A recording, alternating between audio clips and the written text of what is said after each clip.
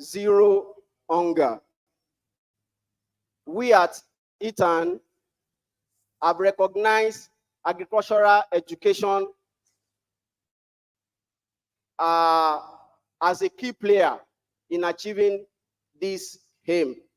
And so the reason for our this year's team. Ladies and gentlemen, for the sake of some of us who have little or no idea about SDG, and MDG, that is Millennium Development Goals and Social Development Goals, please permit me to give a brief background so that you can understand the main reason why we are all here. The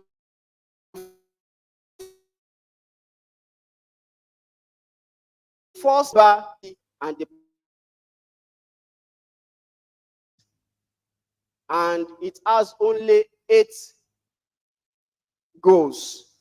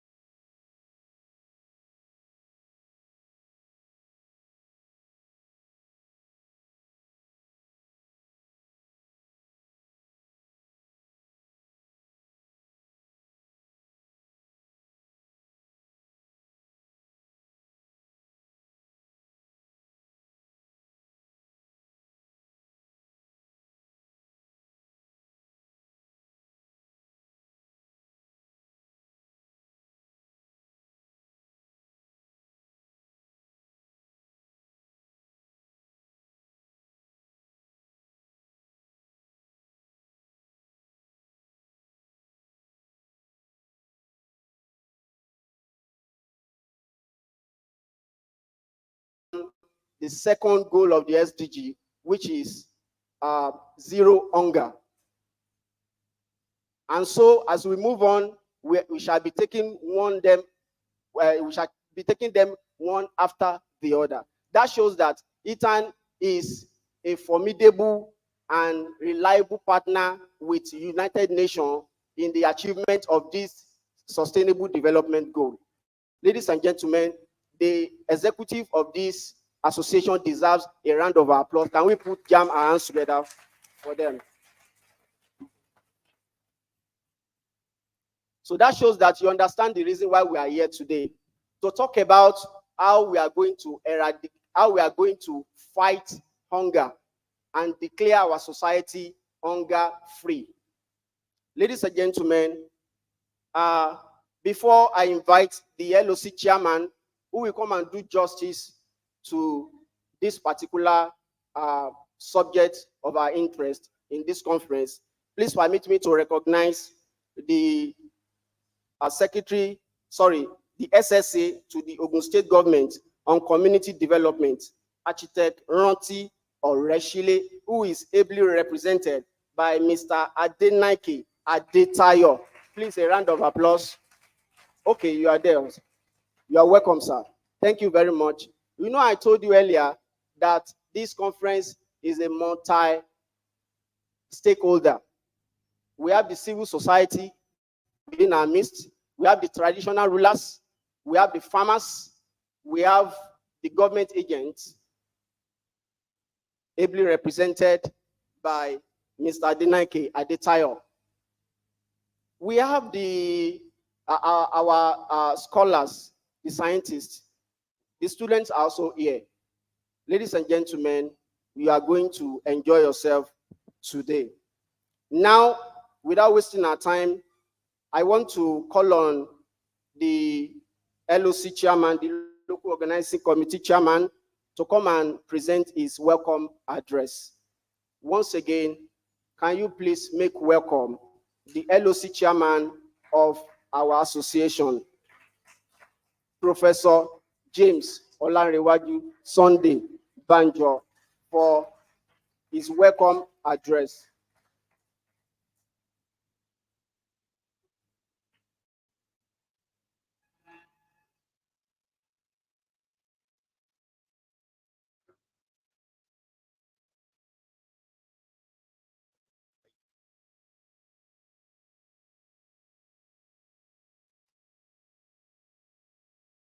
The Vice Chancellor of the university,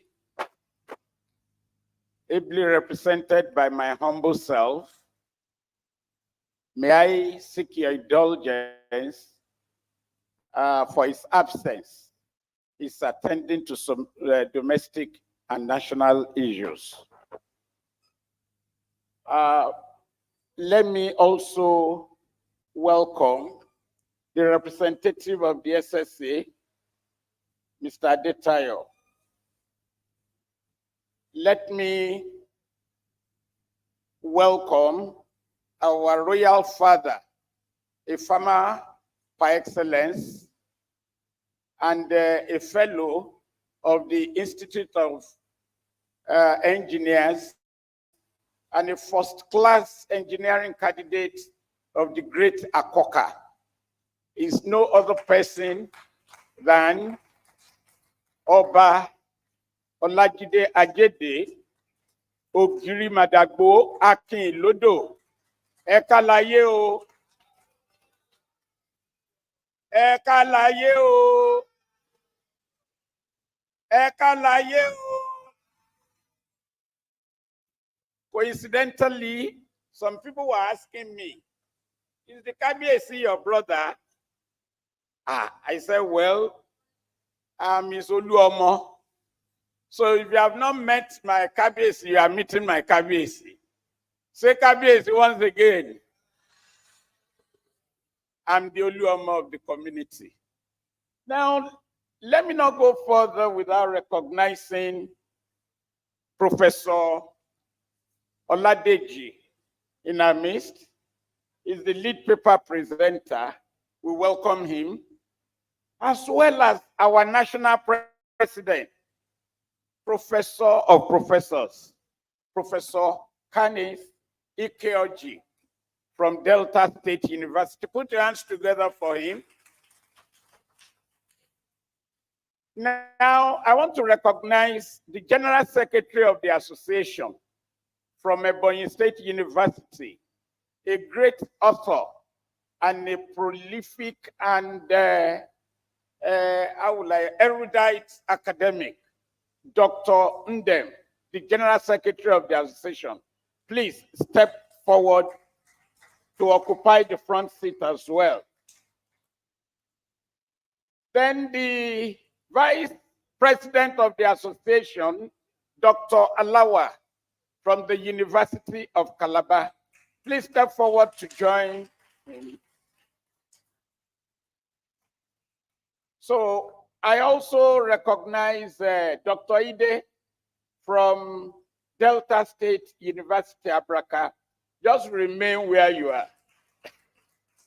And from the Niger Delta, we have Mr. Oseneme. You are also recognized and welcome. And to all the participants in the house, I welcome you. And without wasting time, I must recognize my dean. Otherwise, I may be sent out of the college. That is another person, but engineer, Professor Olushola Ikotun, the dean, College of Agriculture and Hospitality Management. And also here with us, he likes coming in quietly, but I'm going to make a loud noise about him. He's a member of the Governing Council of the university, as well as the director, Center for Vocational Studies and Entrepreneurship. That is Comrade Professor Rotimi Etu. Please stand up to be recognized. A past head of Department of Agricultural Science Education. Past what? Past Comrade Chair, past everything. But I want to recognize him as my member of council so that my salary can be constant. Now, I also have to welcome in a special way our own executive director and the chief operating officer of Right Foods Limited. That is Dr. Kehinde Onijigin. Please, I think we can do better. Yes. We are, TASWED is collaborating with Right Foods, owned by, I'm sure you know, Alhaji Ashwaju of Jebulan, Alhaji Adegunwa. So that's the executive director, a PhD holder, and a scholar par excellence, who has been making his waves. Now, without wasting much time, will I have Mr. Abiala to join me? I expect him to be very close here to give me information before I go further.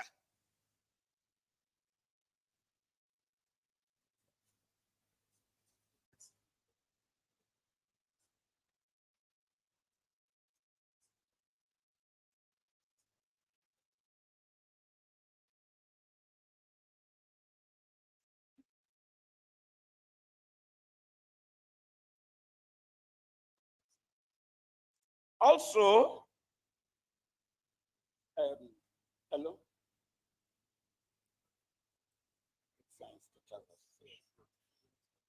Yes. Now we have Pastor Eso Gusoya here. Please put your hands together for him. He's the president of the Agricultural Science Teachers Association, Ogun State. Please, Pastor Ogusoya, step forward and let us recognize you here. And also supporting him is the chairman of Ijebode Zone, Mr. O.B. Idowu. Please join him there. We are all partners in this conference. So while we are expecting very Reverend Father John Patrick Ngoyi, representing the Civil Societies Organization of Nigeria, as well as the World Social Forum, we are also expecting the chairman of the day. He gave a call now, and his call is being received there. A one-time deputy governor of Ogun State and a one-time distinguished senator that represented Ogun East Senatorial District, Senator Adegbenga Kaka. He will join us very, very shortly. Distinguished ladies and gentlemen, we have here the following professors to be recognized. The Dean of the College of Humanities, that is Professor Ogunaike, Jimmy Ogunaike. Please stand up to be recognized, my prof, and step forward. Professor Jimmy Ogunaike, the Dean of.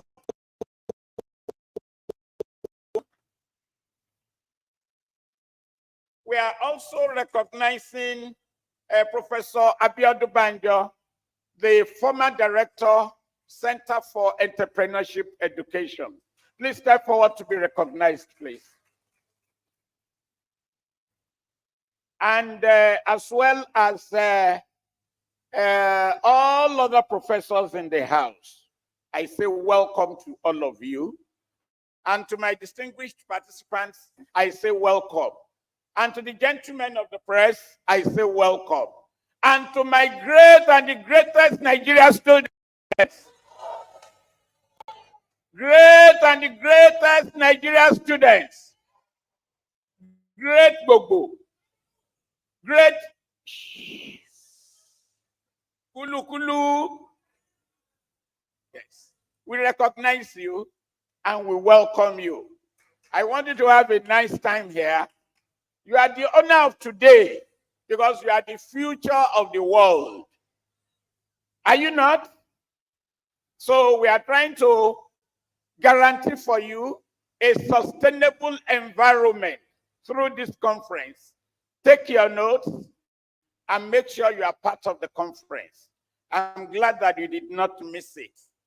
Now, distinguished ladies and gentlemen, I'm going to do a two-in-one affair here.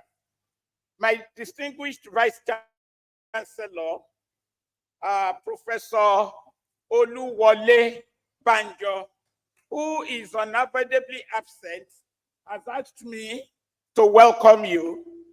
And okay, please let me step aside for the meantime, as I've been advised to, while I now call on the President of Agricultural Education Teachers Association of Nigeria to come and welcome you, after which my dean will welcome you before the conference is declared open. Professor Kanis Ikeoji, please step forward. Can you bring him up with a good round of applause, please, from Delta State University? Thank you.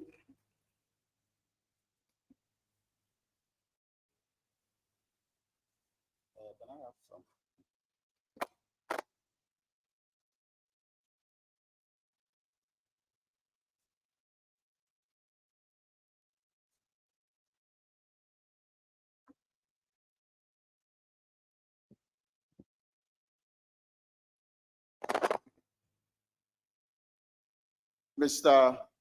Vice Chancellor, here ably represented by our own Professor James Banjo, our lead paper presenter, Professor Oladeji, other principal officers of the university who have sent some people by proxy because of the engagement today. I recognize you. I want to specially recognize our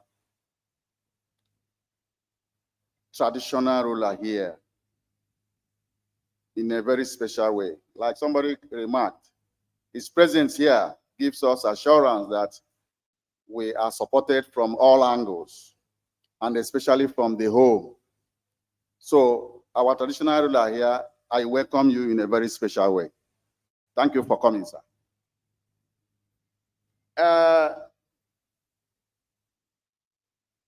The National Association of Agricultural Education Teachers, the association itself is a national body. And before I go into my welcome address, I want to recognize some of them here, but there are many of them who are not here because of other engagements. And because our association is an international one, there are some that are actually outside this country. But we must mention them as we have in our program. If you look at the page 28 of our program, or the book of abstracts, you see where some of them are listed. I will mention others probably that have not been mentioned. The first name there is my own, which has been mentioned severally. Number two there is Dr. David Alawa from the University of Calabar, and he's a vice president, and he is here there. Dr. J.U. Ndem is a national secretary. He's from Ebonyi State University in Abakaliki. We have Dr. V. Ide, is the assistant secretary general from Delta State University, Abraka. We also have Osemene E.S., the financial secretary from Niger Delta University, Bayelsa. Then we have the national treasurer, Professor Mrs. Julie Okonze from University of Nigeria, Nsukka. As we speak, there are some international bodies that are for a project they have at Nsukka. That's why it's not here physically. But she's going to join us by Zoom. I also want to mention specifically Dr. Isaac Lawal. He's the PRO of the association. He's from Kashere, yes. Is it College of Education now?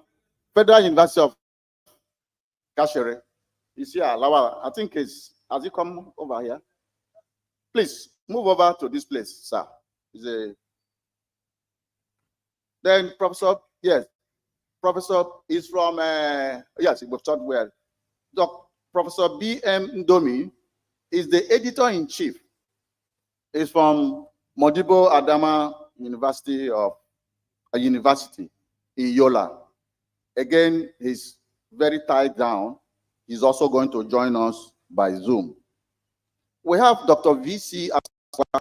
He's a managing editor.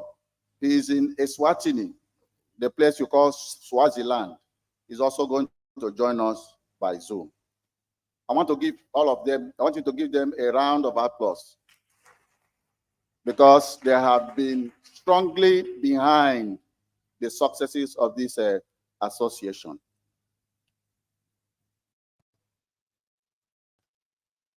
Now I have a brief address so that we'll also make time for other people who are going to be giving us keynote address and all that. So I have mentioned, recognized the principal officers here, so all other protocols duly observed. This is a welcome address delivered by the National President of Agricultural Teachers Association of Nigeria, Professor Kanis N. Ikoji, at the opening ceremony of the 7th Annual National Conference held at the TETFON 2014 building, Taisolaring University of Education, 28 to 31st May, 2024.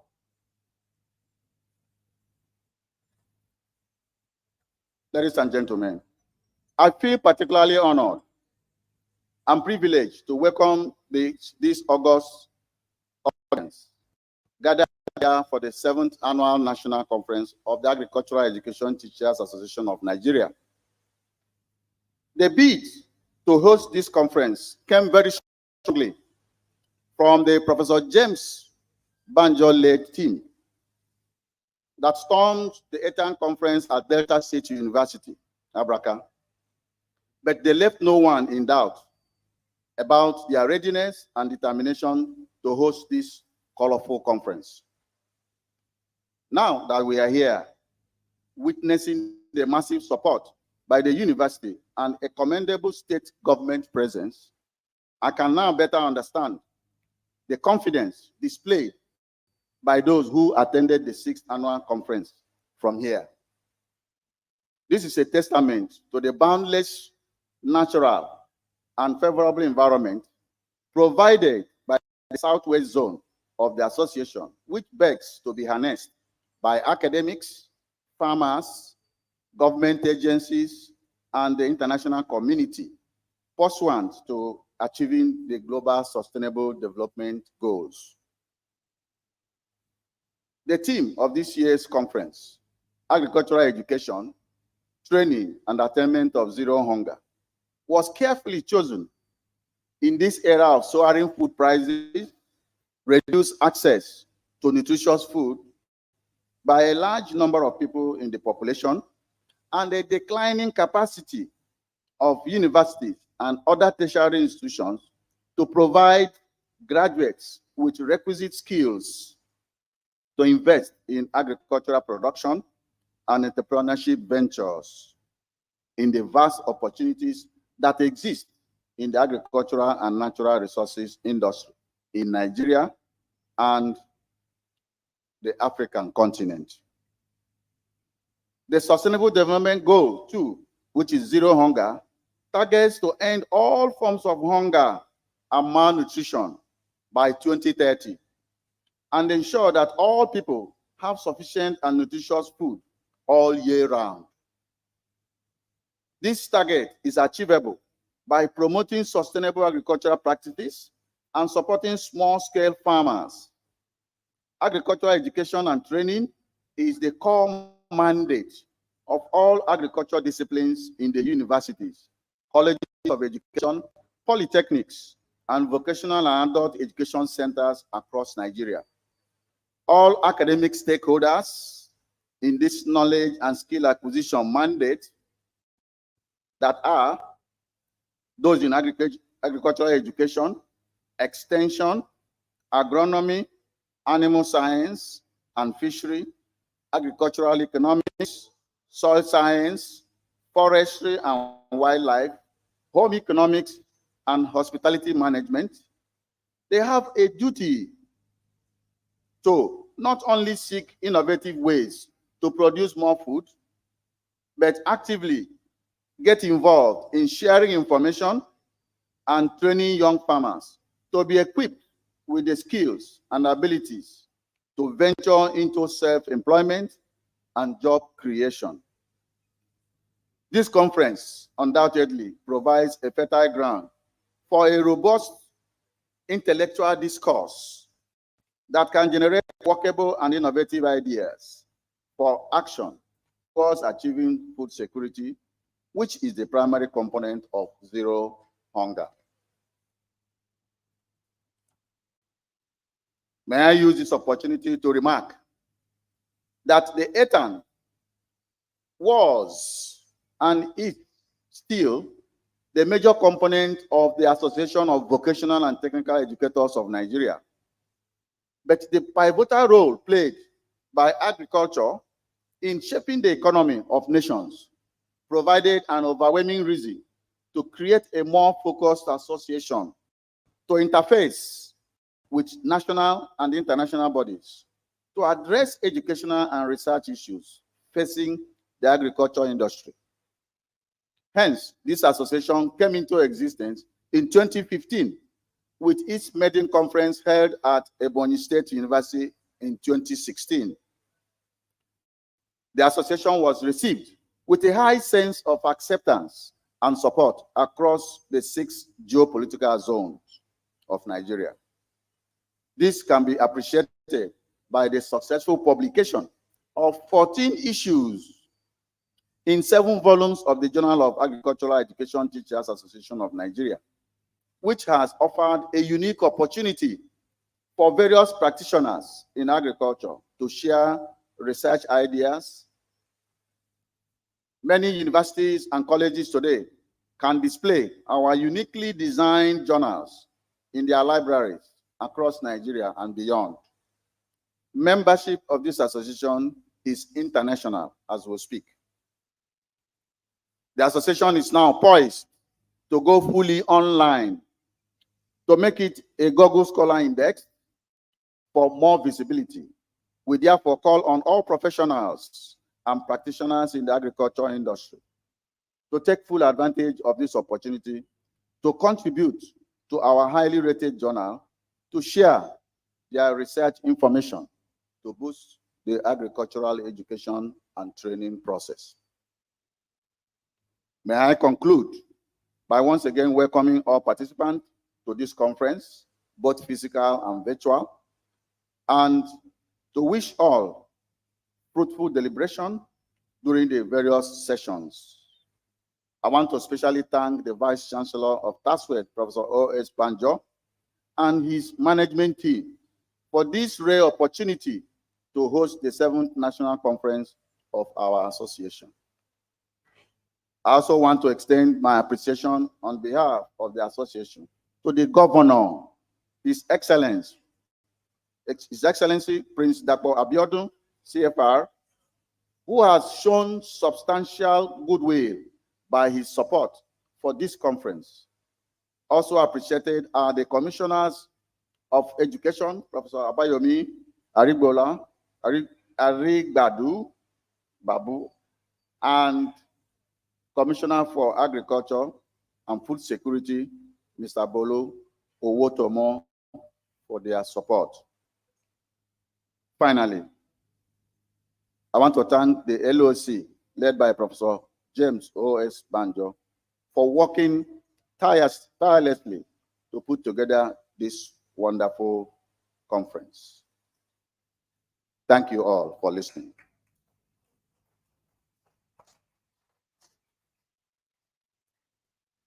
You can share. Yes. You can take some and then. Thank you. Thank you very much. A round of applause once again. Our National President, Agricultural Education Teachers Association of Nigeria. That was a power-packed address. Thank you very much, sir. All right. It is time to listen to the Dean of the host college, College of Agriculture and Hospitality Management. But before I call on our Dean to come and present his our address notes, please, I want to properly recognize and celebrate our national executive members. It has been done, but I am supposed to also do it properly. Ladies and gentlemen, we already know the national president, Professor Ikeoji, who just finished his address. I want you to celebrate with me the vice president, our national vice president from Cross River State, University of Calabar, Dr. David Alawa. Please put your hands together for that is our national vice president from University of Calabar. You're welcome, sir. Thank you very much. All right. I want you to celebrate once again with me our General Secretary, who is from Ebonyi State University, Dr. J.U. Ndem. Please put your hands together. Thank you, sir. You are highly welcome. Ladies and gentlemen, we also have our National Assistant Secretary General on seat, and is also from Delta State University, Dr. V.E. Day. Please put your hands together for him, please. Our Financial Secretary, the National Financial Secretary, is also here, He is from Niger Delta University.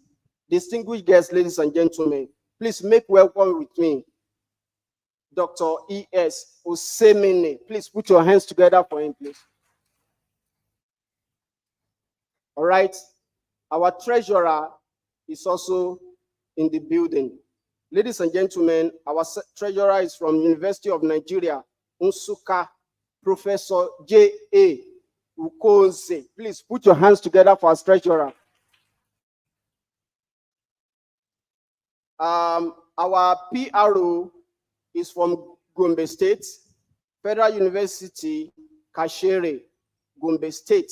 Ladies and gentlemen, please make welcome with me Dr. Isaac Lawal. A round of applause, please. That's Dr. Lawal from Gombe State. Thank you very much, sir. Our editor-in-chief is from Yola State and is right here in this auditorium. Ladies and gentlemen, from Modibo Adama University, Yola, Professor B.M. Ndome. Please put your hands together. Thank you. Our managing editor is from another country entirely. University of Eswatini is a kingdom and a country on the continent of Africa, from South Africa. Ladies and gentlemen, please celebrate with me our managing editor, Dr. V.C. Asogwa. Please put your hands together. All right, we are going to take the welcome notes from the host college, College of Agriculture and Hospitality Management. Once again, I want to bring before you the only woman engineer in Tatsud, Professor Taibat Olushola Ikotun. A round of applause.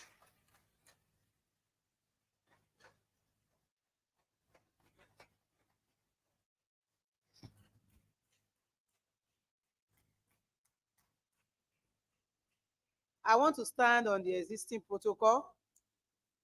Dear esteemed members of Agricultural Education Teachers Association of Nigeria, distinguished guests, all government functionaries, great farmers, body of civil societies, and all honored dignitaries, it is my pleasure to welcome you all to the 7th Annual National Conference being hosted by our great university, Tai Solarin University of Education, Ijagun.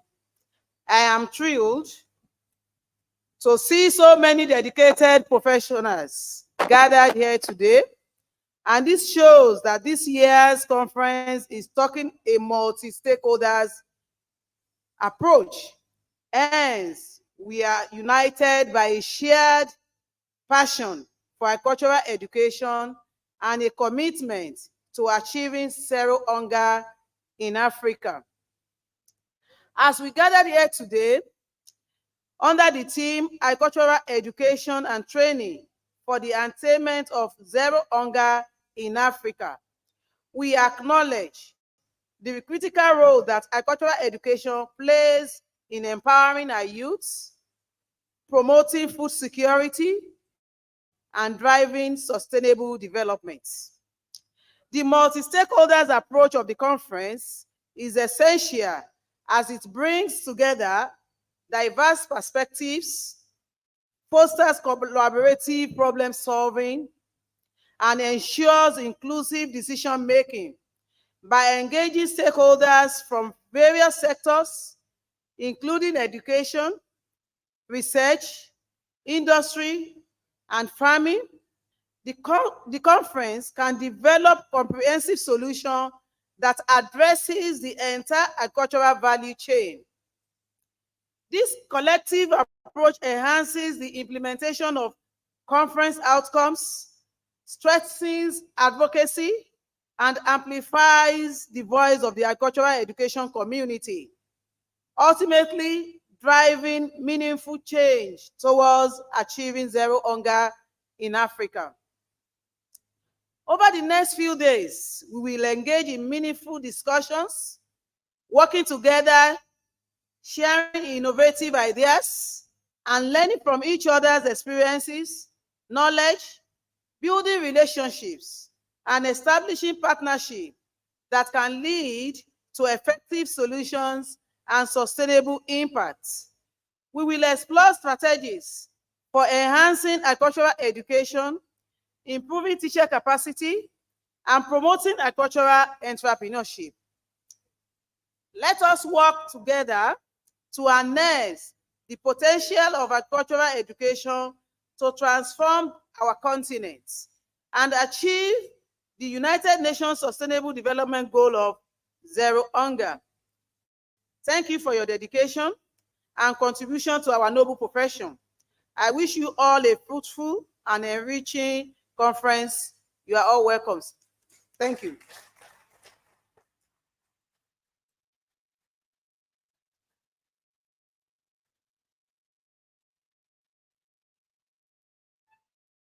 Thank you very much, our host, Dean. All right. The keynote address, like I said earlier on, is going to be virtual. And the presenter is set. So I am going to, okay.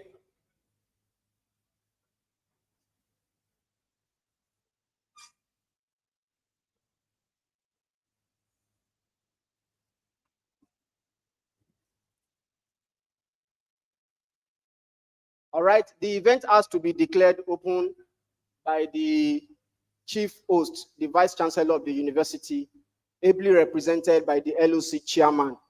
And that is going to be done right now before the keynote address. Thank you very much.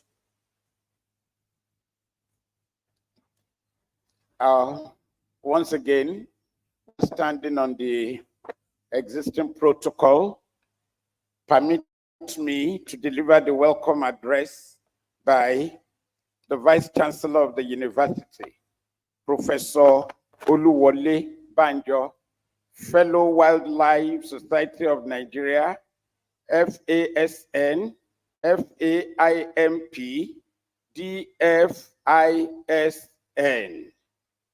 Distinguished guests, partners, colleagues, ladies and gentlemen, I have the great pleasure of welcoming you all to the 7th National Conference with the theme, Agricultural Education, Training and Attainment of Zero Hunger in Africa, organized by Agricultural Education Teachers Association of Nigeria, today in this institution.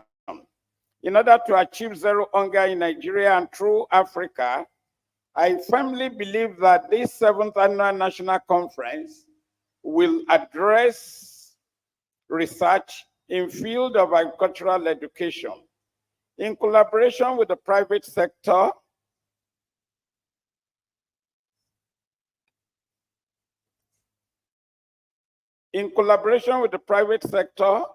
participants will engage in interactions, dialogue, and collaborations that will allow them to pool their collective wisdom, leverage research findings, and come up with novel solutions to the continent's many agricultural problems, especially Nigeria.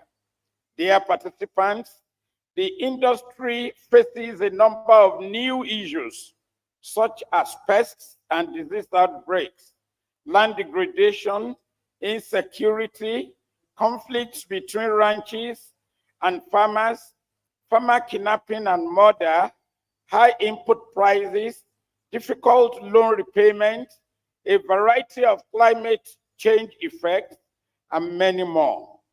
Effective and practical agricultural education redesigned curricula, enhanced technologies and practices, suitable tools and methods of communication, knowledge management, and sufficient finance can all help to effectively address some of these issues. If we go back home, gardens, family farms, hands-on classroom instruction, agricultural education can be a weapon for training and achieving zero hunger in Africa. This information acquired will aid in the reshaping and harmonization of regulations and policies of upcoming natural agricultural educators and investors. Ladies and gentlemen, the success of research endeavors depends on the cooperation, capacity building, and knowledge sharing.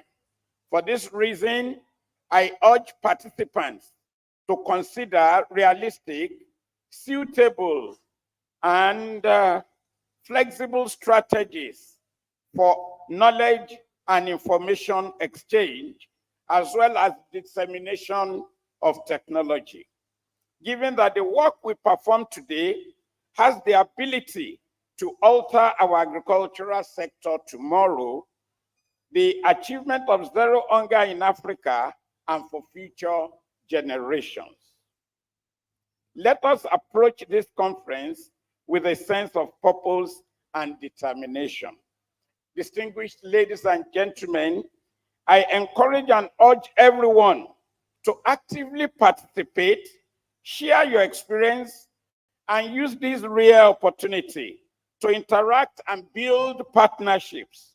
We all have the potential to catalyze a transformative impact that will glow and grow beyond the scope of this conference if we work together with determination to make a difference and attain zero hunger in Africa.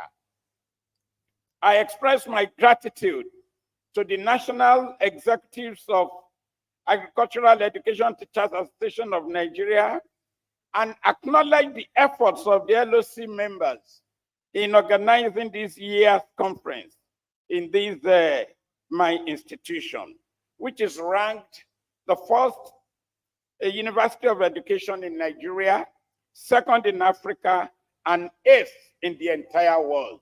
Can you clap for us, please? I would also like to take this occasion to extend a warm greetings to His Excellency, Prince Dr. Abiodun MFR, the Governor of Ogun State, together with all dignitaries and his wife, Her Excellency, Mrs. Bamidele Abiodun, who is an SDG champion. Thank you all for your attention. I wish you excellent and peaceful stay in Taswet. At this juncture, I declare this conference open.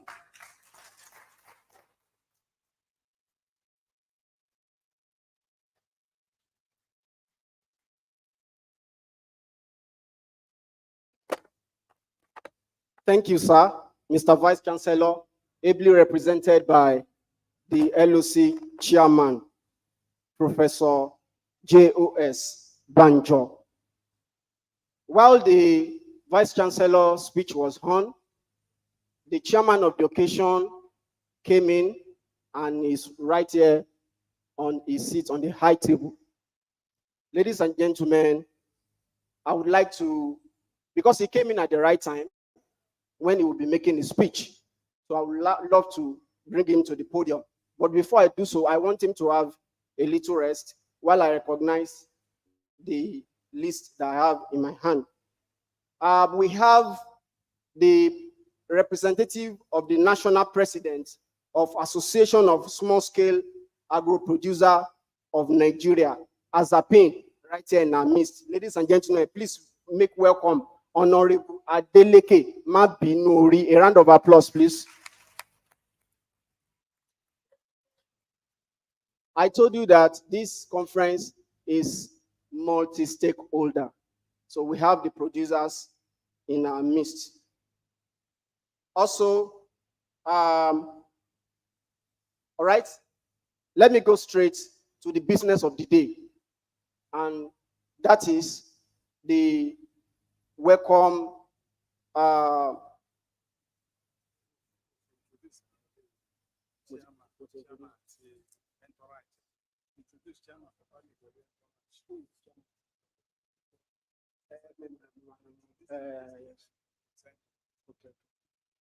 Thank you very much.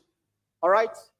Please permit me to introduce the chairman of this occasion. Before he came, actually, I have already introduced him. But now that he's here officially, let me introduce him to us before he comes up to take his opening speech. Ladies and gentlemen, the chairman of this occasion is an animal scientist, a one-time deputy governor of the state between 1999 and 2003, and the former National Assembly member representing Ogun East Senatorial District between 2011 and 2015. Ladies and gentlemen, please make welcome our chairman, Senator Adegbenga Kaka. A round of applause, please.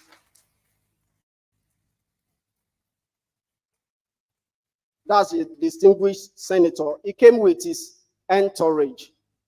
We have among his entourage Alaja Yinka Ajigbotesho. A round of applause, please.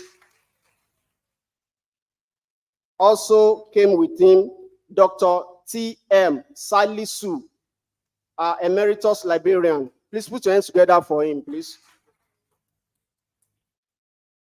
Then Mr. Adeshegun Adenola. A round of applause, please. All right. I've just been rightly told that the keynote address speaker is ready, and you know it's virtual. So please, distinguished senators and the chairman, please permit the keynote address to presenter to make his presentation before you come up, sir. Thank you very much, sir, for that permission. Thank you, sir. Ladies and gentlemen, I will hand over to the Tasud Media, who will introduce the keynote address presenter to us, and he will make his presentation virtually. You are all welcome. Thank you and God bless.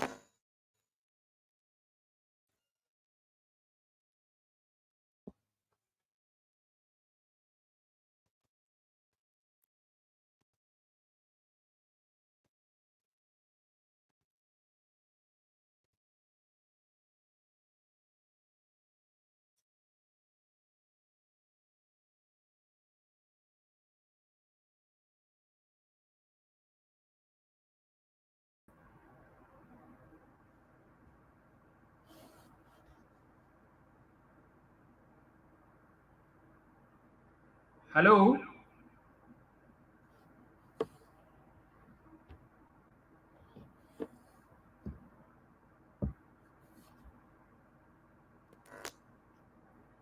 Hello?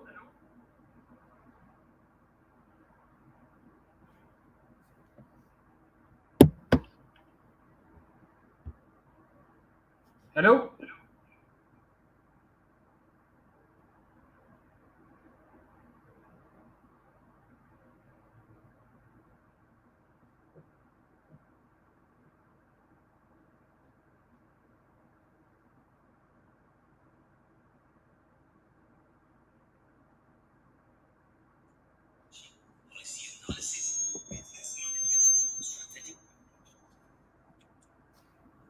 Is one advanced in relationship development, executive leadership, policy analysis, business management, strategic partnership, cross-functional team leadership, among others. In pursuance of academic excellence and prowess, Dr. Ahmed has his bachelor's degree in civil engineering from Ain Shams University in July 1991.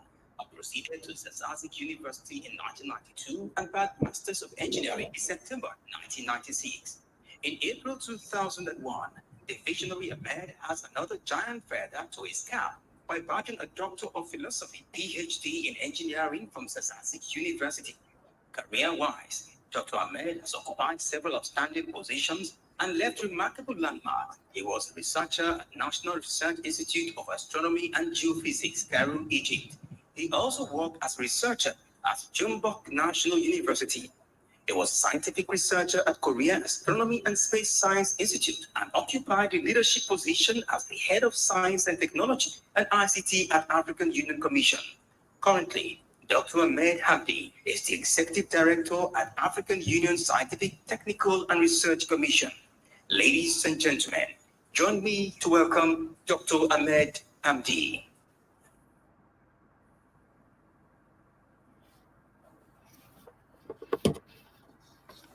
Hello? Can you hear me? Is the voice clear there? Mr. Vice Chancellor, ably represented. Is the voice clear? Mr. Vice Chancellor, ably represented. Is the voice clear? Mr. Vice Chancellor.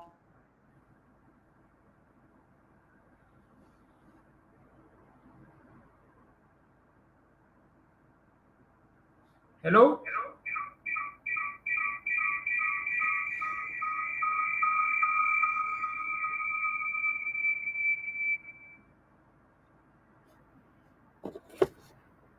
Hello? Hello? Hello?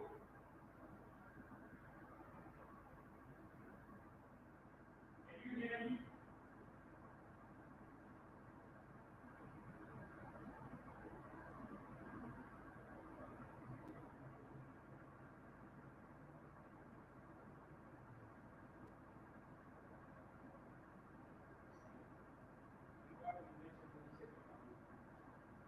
Tete Asariba.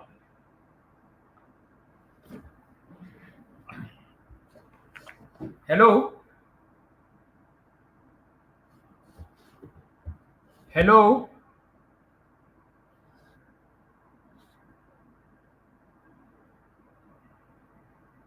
There's a technical issue. Can someone respond?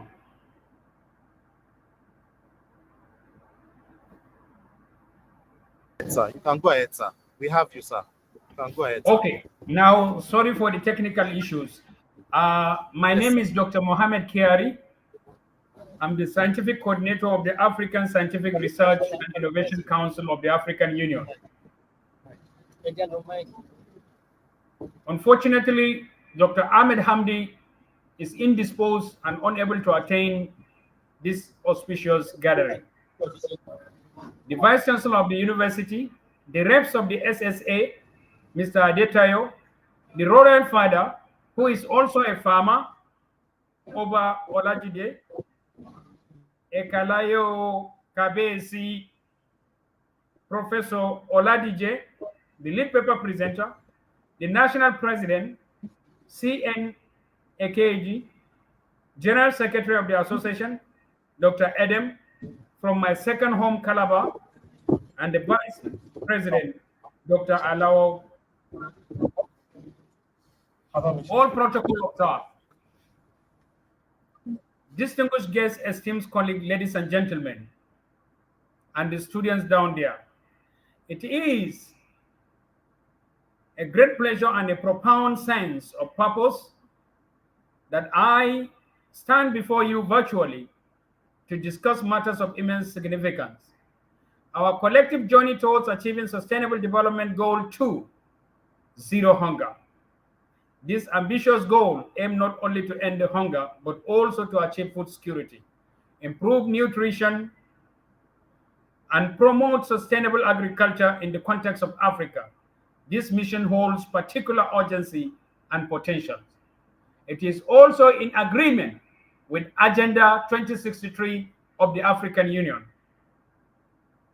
Hunger remains a pervasive challenge across our continent. Despite the progress made over the years, millions of our fellow Africans still face food insecurity according to the FAO. Over 250 million Africans were undernourished in 2020. The COVID-19 pandemic has further exacerbated this issue, disrupting supply chains and impacting livelihood. However, in the face of adversity lies opportunity. To us at the African Union, the COVID-19 has presented a great opportunity for Africa to be self-reliant. This is a multi-sectoral approach, and it's imperative for us to address these complex challenges effectively in different roles. We analyze the stakeholders, the role of the civil society in hunger eradication. If you look at it, not being a staff of the African Union, I'm also in Nigeria. And also the challenges of food security, coupled with insecurity, have increased in the recent past in some parts of Africa, Nigeria included.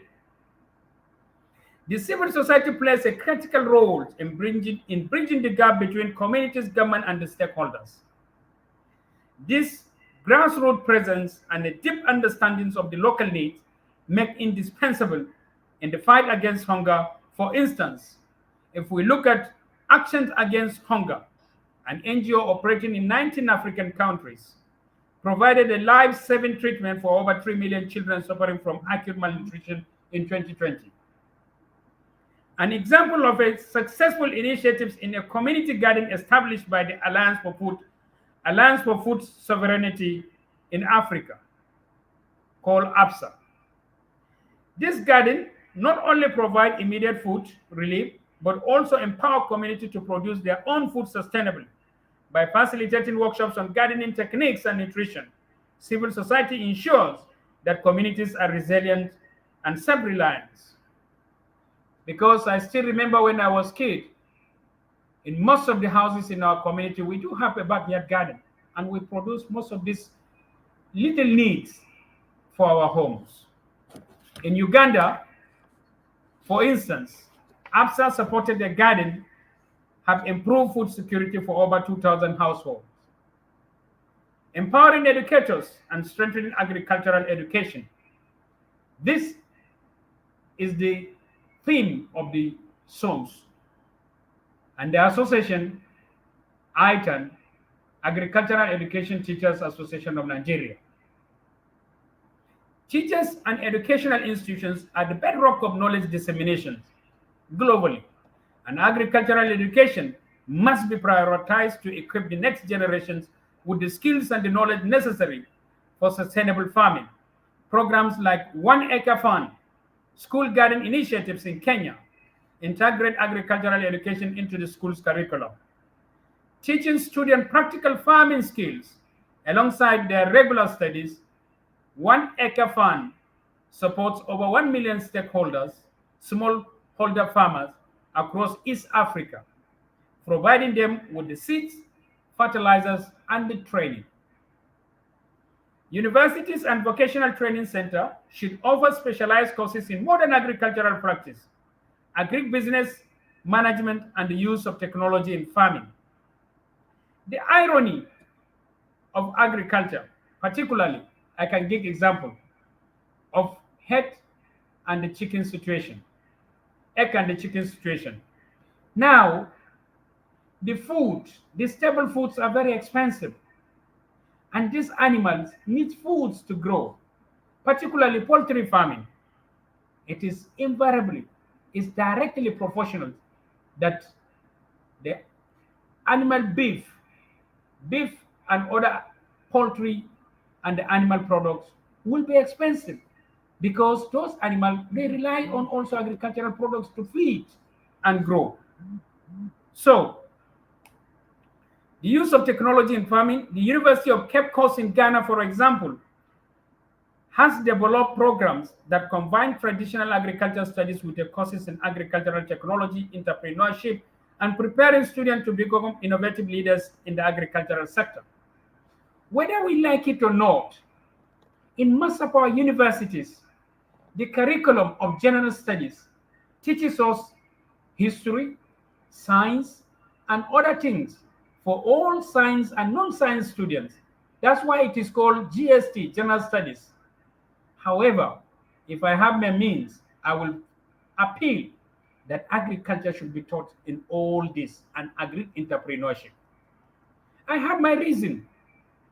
Africa, in terms of the landmass, we are far more better, you can larger, if you can think of many of these continents, America, Europe, and Russia, some part of Asia, all, you can fit them into Africa. But yet, we are considered the most food insecure with our vast agricultural land. For example, look at Nigeria, my country. The northern belt, the northern Nigeria, have the capacity to produce food that can feed the North Africa, the West Africa, and even the Central Africa. We have that capacity.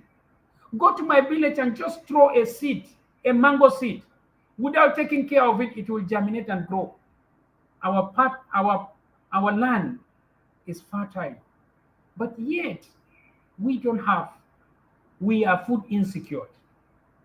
How can it be? And we have universities of agriculture. We have agriculturists a lot. Why don't we come up and see those opportunities?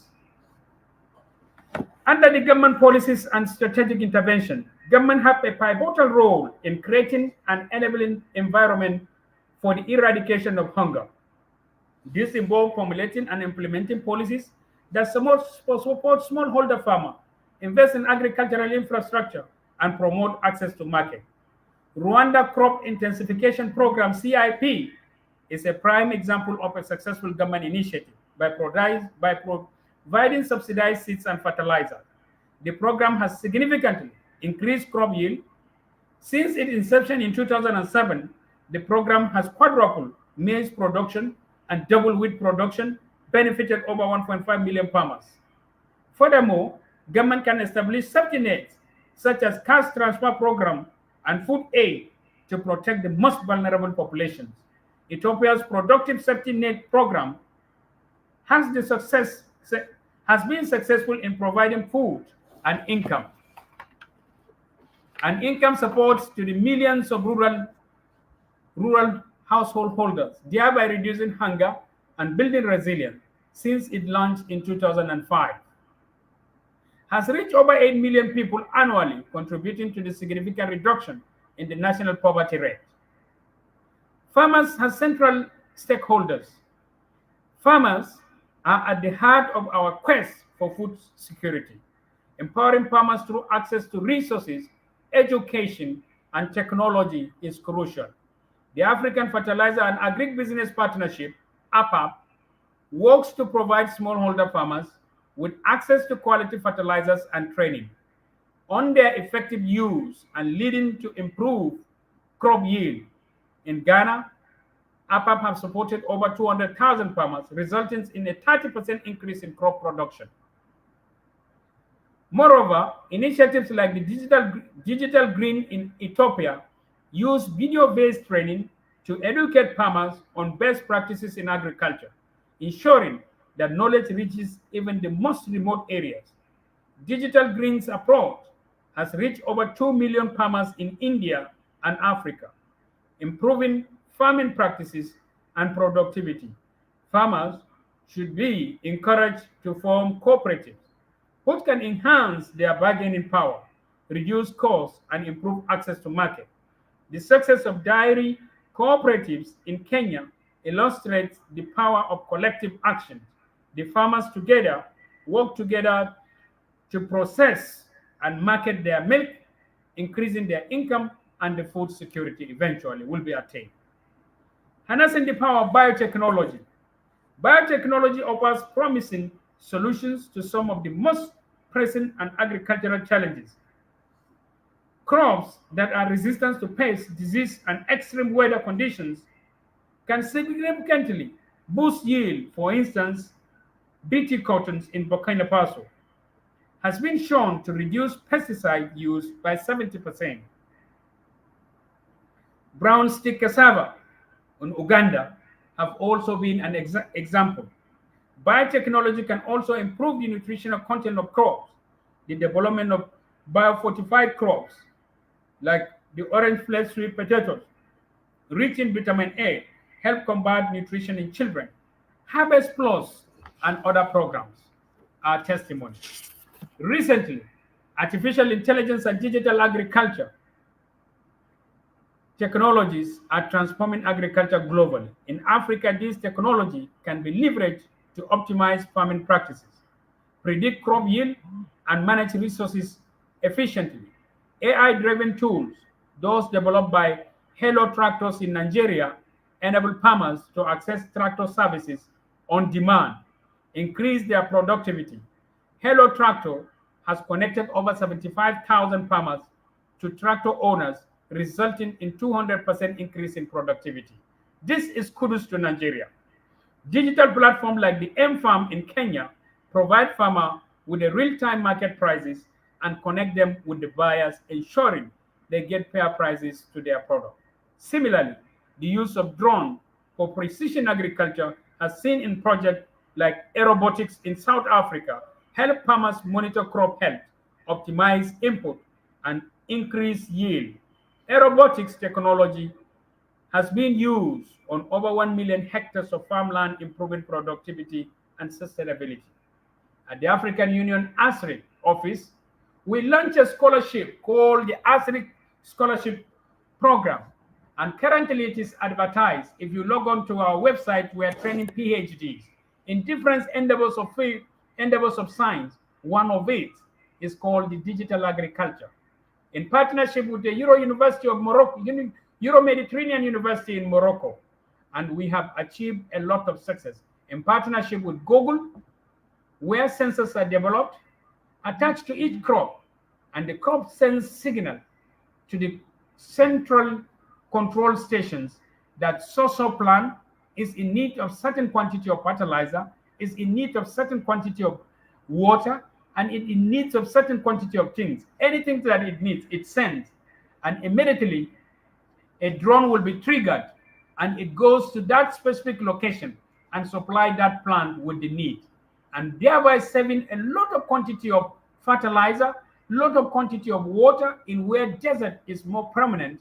And this kind of agriculture increases productivity, and also the technology involved in it has helped a lot. Promoting sustainable farming practice. Under this subheading, sustainability is at the core of achieving zero hunger. Sustainable farming practices such as the crop rotation, agroforestry, organic farming not only increase productivity but also protect our environment. The Great Green Wall initiative of the African Union across the Sahel region aim to combat desertification through agroforestry, improving land fertility, and improving food security. This ambitious project spans over 8,000 kilometers and involves over 20 countries, with significant progress already made in restoring degraded land, including Nigeria. from Djibouti to Senegal. These are the countries. The projects like the systems of rice intensifications in Madagascar have demonstrated that sustainable practices can lead to high yield with lower imports. And by reducing water use and enhancing soil health, the city has doubled rice yield for many smallholders, providing that sustainability and productivity can go hand in hand. Innovative production techniques. To meet the growing food demand, we must embrace innovative production techniques. Vertical farming, hydroponics, aquaponics offer viable solutions to urban agriculture and areas with limited arable land.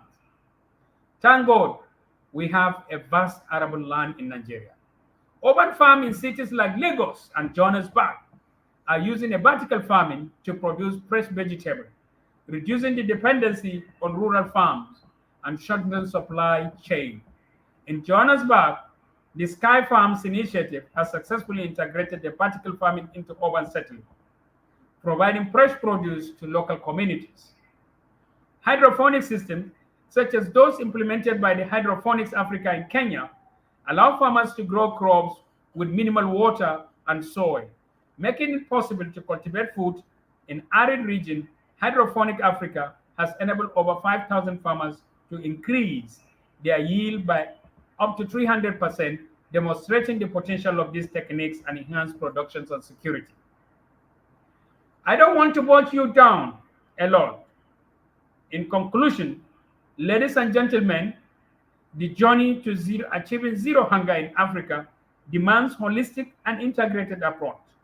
It requires collective effort of the civil society, educators, agri-educators, government, farmers, private sectors, and all the stakeholders, including the banks, to give facilities.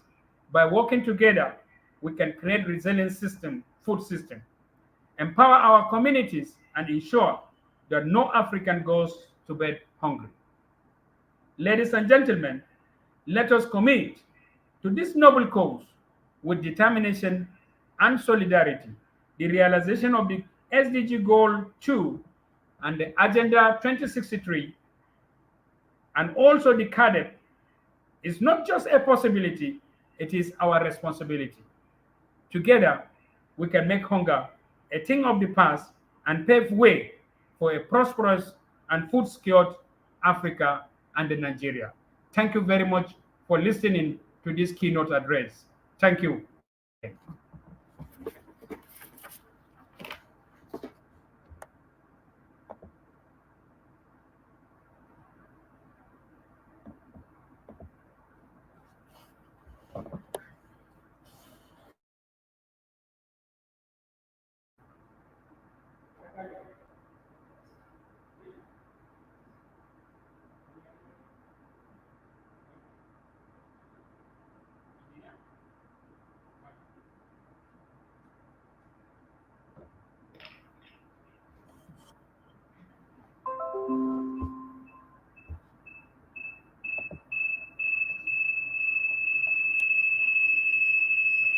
M. Yari, representing Dr. Hamid Hamdi, the African Union Scientific Technical Commission Executive Director, who is our keynote address presenter. That presentation was done. Thank you for listening. And what I could pick from all I said is that Dr. Hamid, to achieve hunger-free society, it requires the collective responsibility of every one of us, the scientists, the civil society, the farmers, the traditional rulers, the education teachers, and everybody. And so we are on course to achieve this goal of the United Nations, the second goal of hunger-free. Now we are going to move to the opening address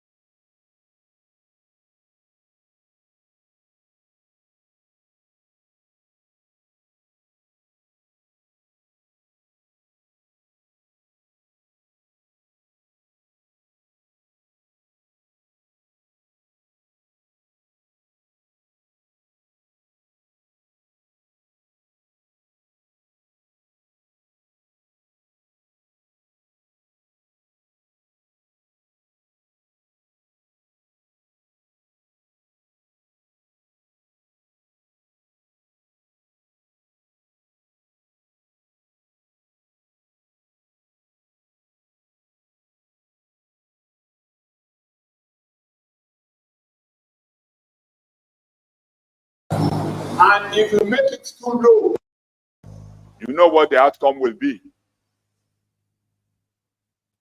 So it brings indolence. If you plan to cultivate 10,000 hectares and you have capacity for only 4 hectares, you know what it is. That is, your target is high, but your capacity is low. So you are likely to get discouraged. So to target zero hunger in Africa, I think is a tall order currently. It is achievable, it is attainable, but at the stage we are in Africa, order. We have 2 common hypotheses.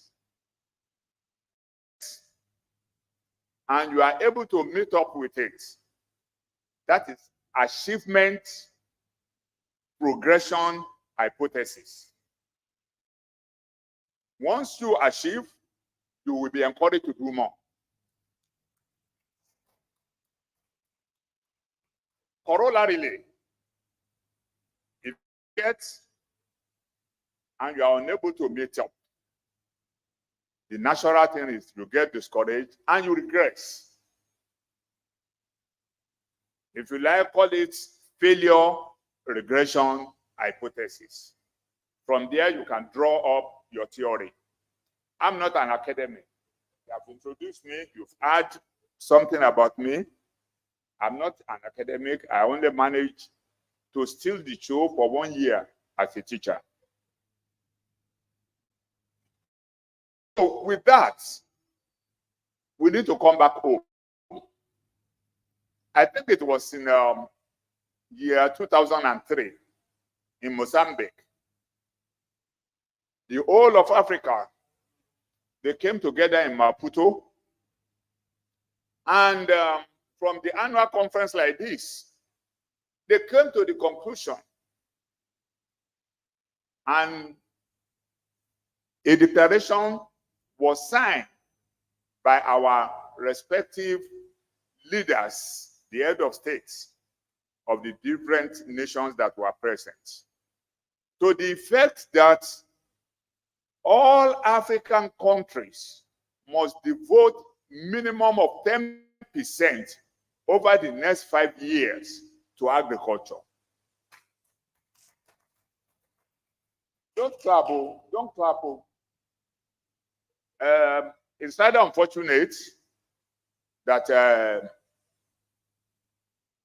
I'm someone who is not an establishment man. So you will forgive me if I'm veering off, because I'm not here to just come and sing the praise of the establishment. We are here to find solution. So once that declaration was made, that means between 2003 and 2008, each country must have been budgeting not less than 10% of their annual budget to agriculture, so as to banish hunger. But what we have throughout that period of 5 years and beyond, and up to the present moment, hardly can you find more than two countries, specifically Rwanda and probably Uganda, who were able to budget anything a little bit close to 10%. All the others were total failure. In Nigeria, which I was opportune to serve, I know that even up to the present moment, we hardly go beyond 3% allocation to agriculture. Sometimes it could be as low as 2.5% of the total budget. And yet we want to banish hunger. We want to target zero hunger. And that was why I said it's a tall order. But as educationists, well, it's nice to be optimistic. You can decide to squeeze out water from the stone. It's allowed. But in our own case, we leave what we ought to have done to the Almighty God. After God had provided us with abundance of rainwater, the oxygen is flowing, there is gaseous exchange between oxygen and carbon dioxide, the normal food chain is on, notwithstanding the Darwin's theory, survival of the fittest.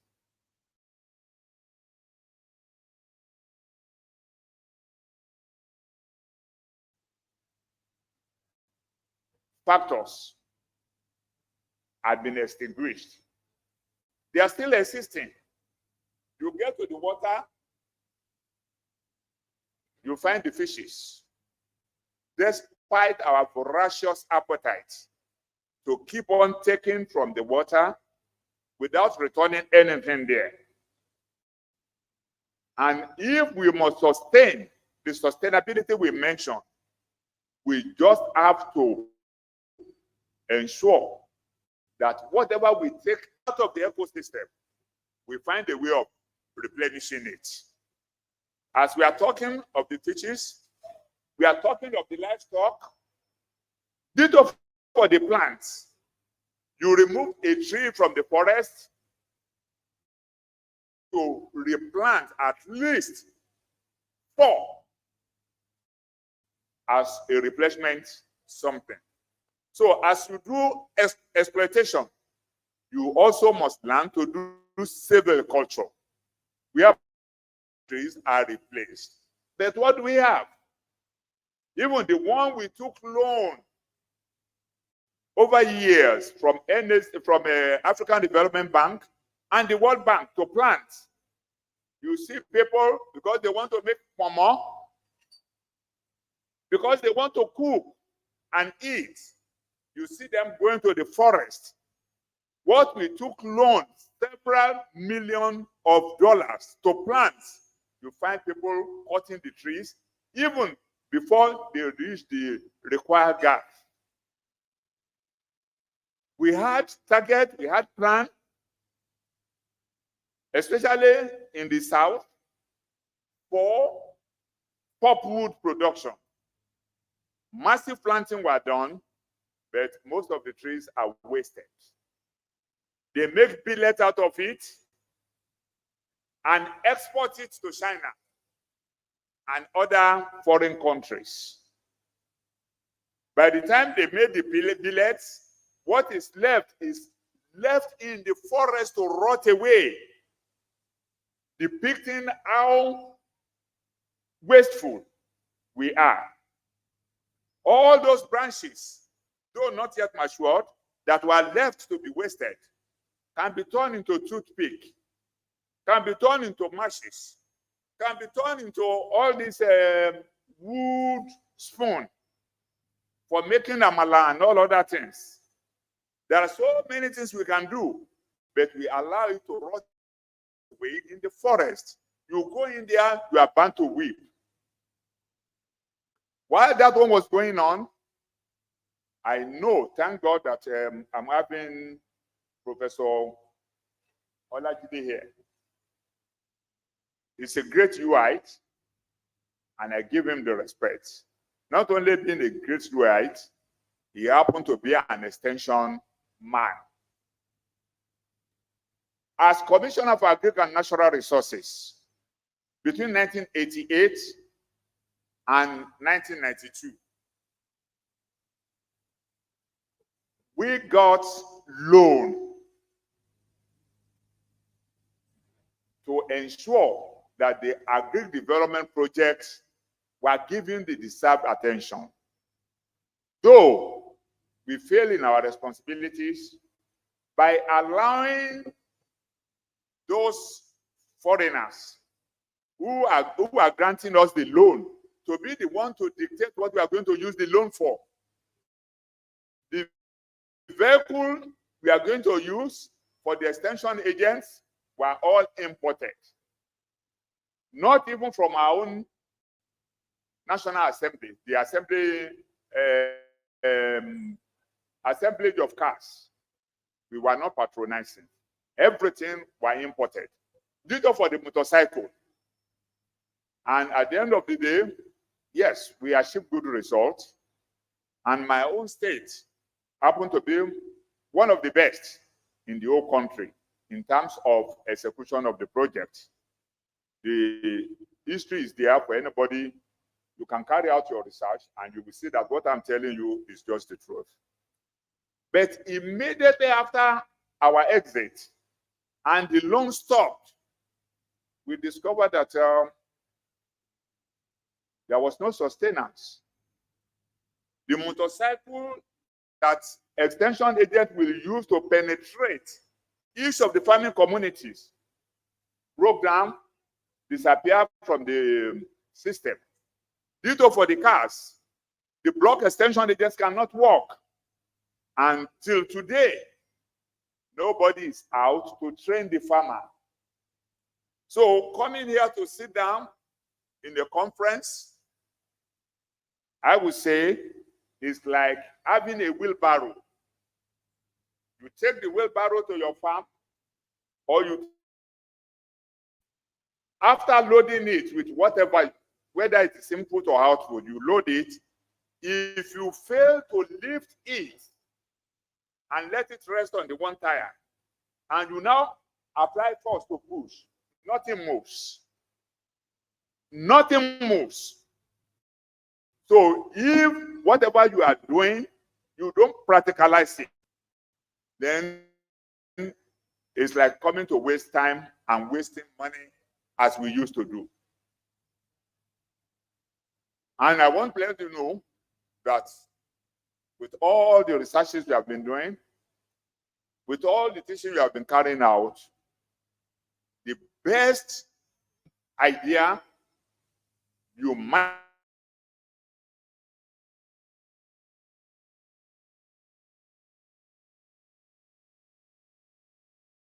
generate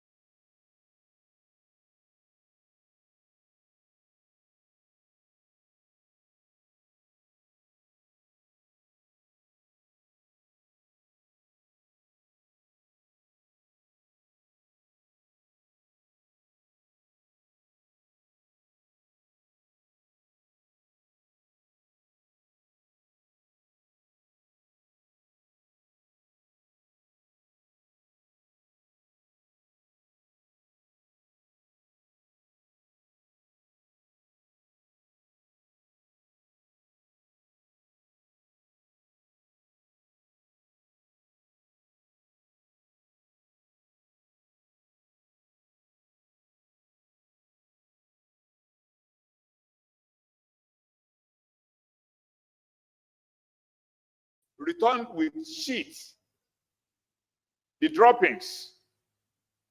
And those droppings are valuable.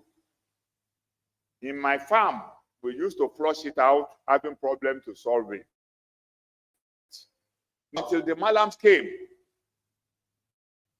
they will pack the feces, spread it, especially during dry season, and they will pack it in the jute bag, bringing in trailer to cut it to the northern part, working it into the soil as you will be growing grandma here. Organic fertilizer is better than. If it is better, then what? We ounce of on feed to supplement the cattle, and they return the feces. For those of you who are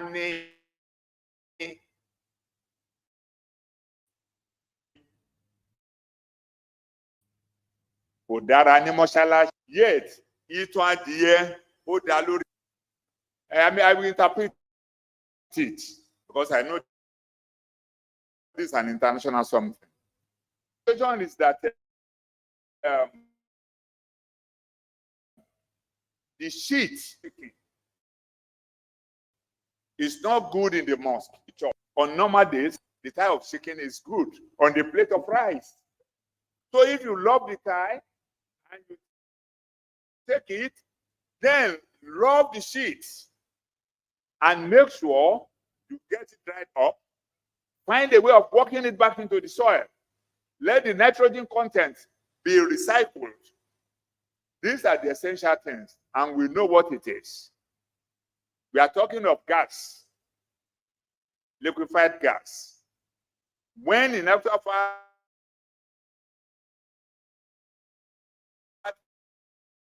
from those drops, a family unit can the gaseous material required for all the cooking in the house.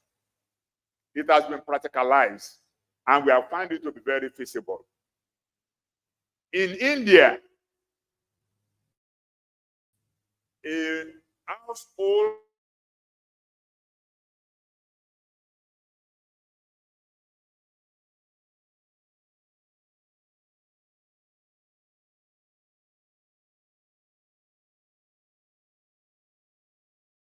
serve to you. That is, nothing is wasted when we talk of agriculture. But in Africa, we are still very, very wasteful. So it is food for thought for all of us that we don't just come here, do the talking, jaw, and then we return home till next year without doing anything. May God direct you onto the right path. May you increase in wisdom. May you be able to practicalize what you have learned. We have the challenges. The continent of Africa is under hunger pang. And for us to get out of hunger, we just have to go and walk. Not to go and stay in the spiritual home. Not to go and be worshiping. Sorry, Okabesi, any of the Kabesis. The traditional rulers, don't let them just take the land and take control of the land without using it to farm. It will not benefit the common masses. We have to take our destiny in our hands, till the land, and make sure that the produce from there we add value, and from there industrial growth will take place.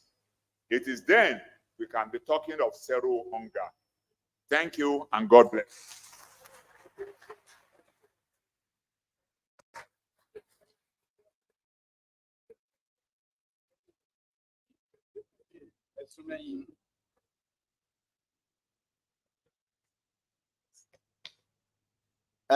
Ladies and gentlemen,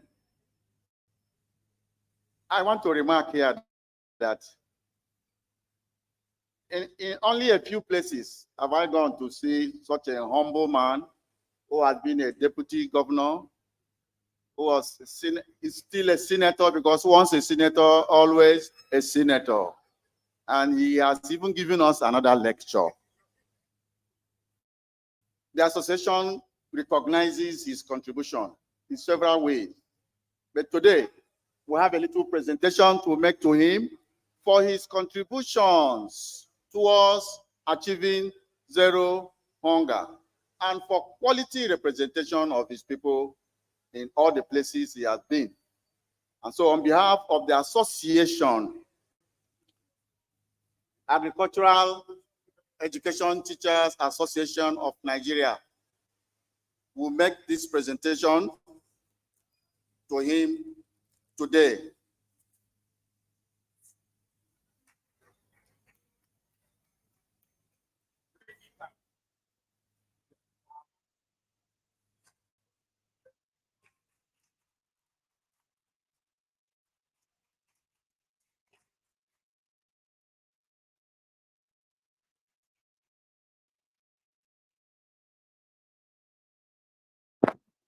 Hello. Standing on the existing protocol, at this moment, we are going to present some copies of our journals so that our honorable senator will keep them in his library. They will be used by his grandchildren and his family and others for further research.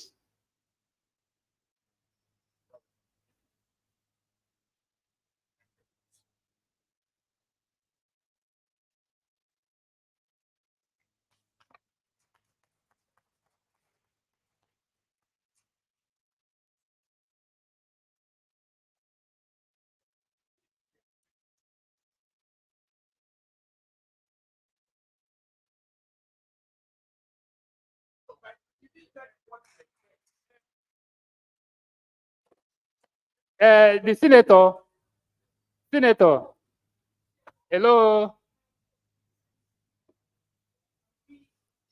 hello. Call his attention.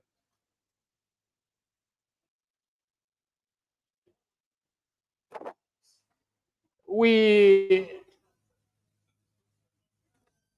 call his attention. I want to call his attention. I want to talk to him so that he can launch something and say something. And our culture is that this journal will be launched depending on the capacity of the individual. So we are expecting that the senator will launch the journal and also appreciate the awards given to him. Thank you very much.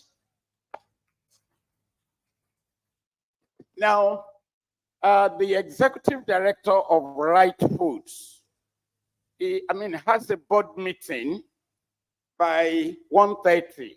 So we want him as well to please come up so that he can be so honored and go back. Thereafter, we expect the cultural group from the Department of Creative Arts to come. That is with the indulgence of our keynote presenter. Thank you.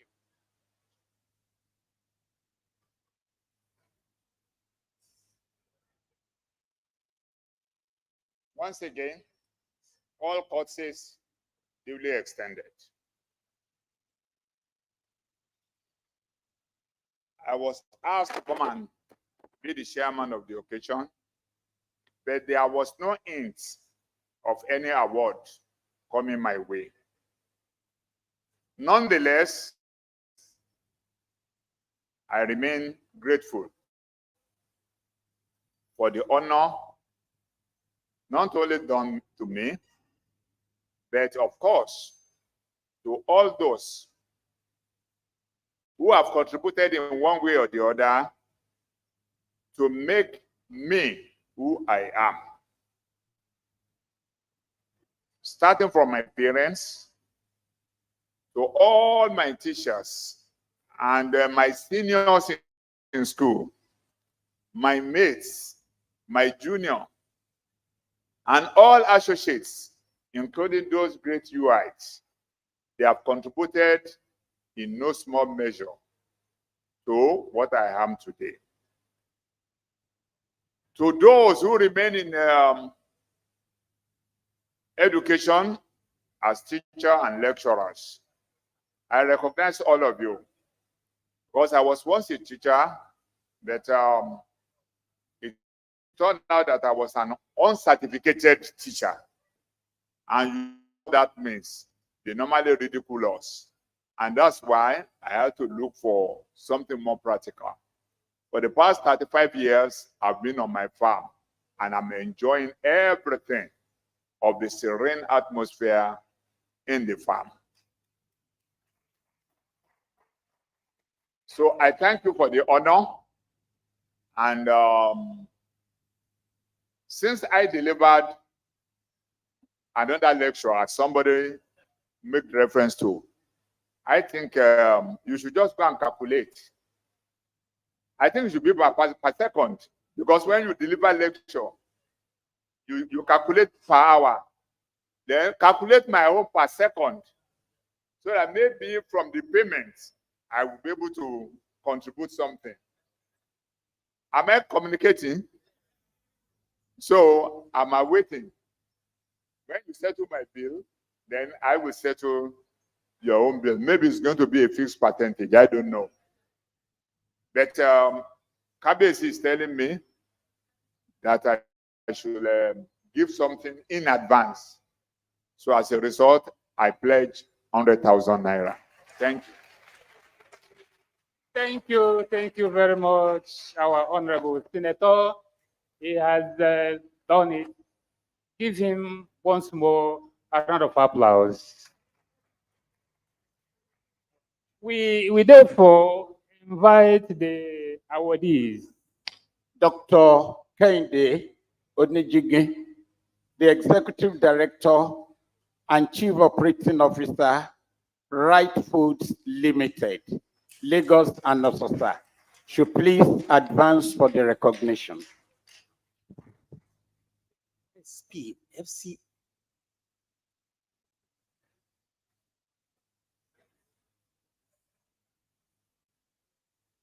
Day Onijingi BSP FCIPM PhD as a board-level business executive, strong background in people management, strategy, and execution.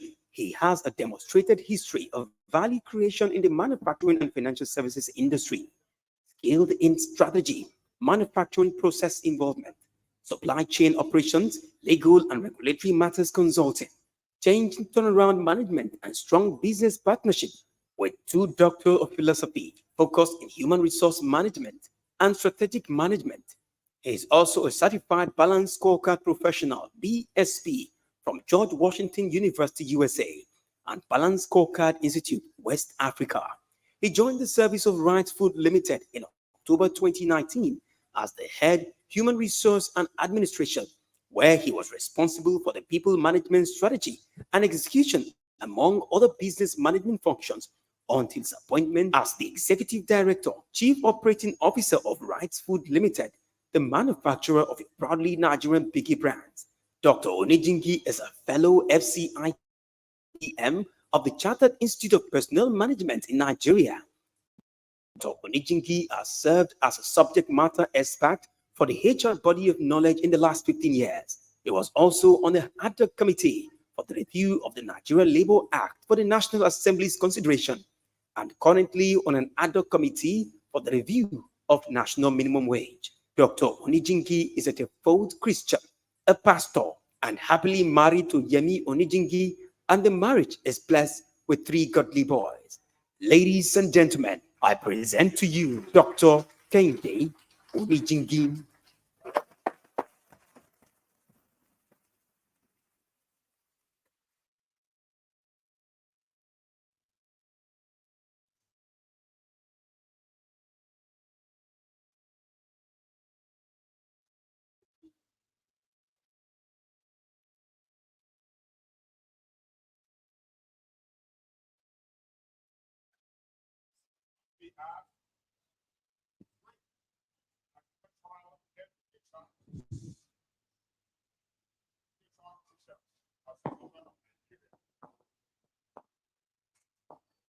On behalf of Agricultural Education Teachers Association of Nigeria, this award of honor being presented to Chief Kehinde Onijigi, PhD, the Executive Director, Chief Operating Officer, Right Foods Limited, Osasa, for your contributions to industrial organizational growth and development through efficient resources management. Dated this day, 29 May 2024.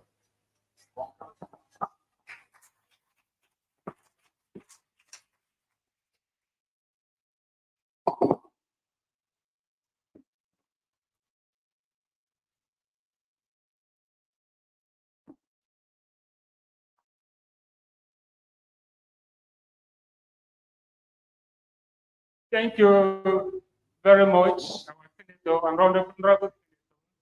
We wish to give our awardee these 3 copies of journal so that you can keep it in your library for your children and your grandchildren so that they'll be reading and researching. You can now appreciate the association and launch the journal. Thank you. All right.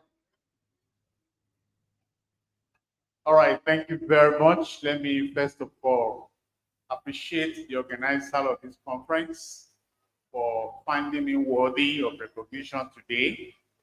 My name is Kehinde, as you know. I'm a teacher also. I'm also a farmer. By the grace of God, I own a farm, big farm for that matter. I'm an industrialist, and I contribute to reducing hunger in Africa. My company is the first in Nigeria indigenous company to challenge the giants of multinationals and show them that good things can come out of Nigeria. Not for Right Foods Limited, wouldn't have been buying carbonated soft drinks at the cheaper prices you are buying today. We show them that we are able to compete favorably with high quality products. That's what we do. And of course, I would like to appreciate the organizers and also wish to launch this journal with, I'm sure you want to hear, with 50,000. Thank you. Thank you very much, everyone. I appreciate it. Thank you so much.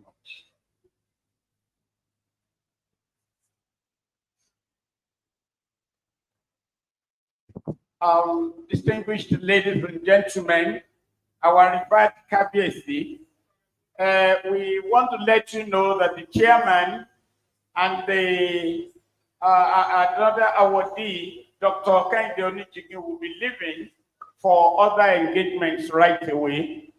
Great Nigeria students, shall we rise to give them their leave as they go, please?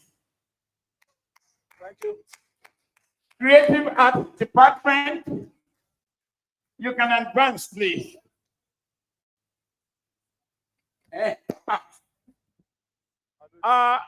On that note, okay, distinguished ladies and gentlemen,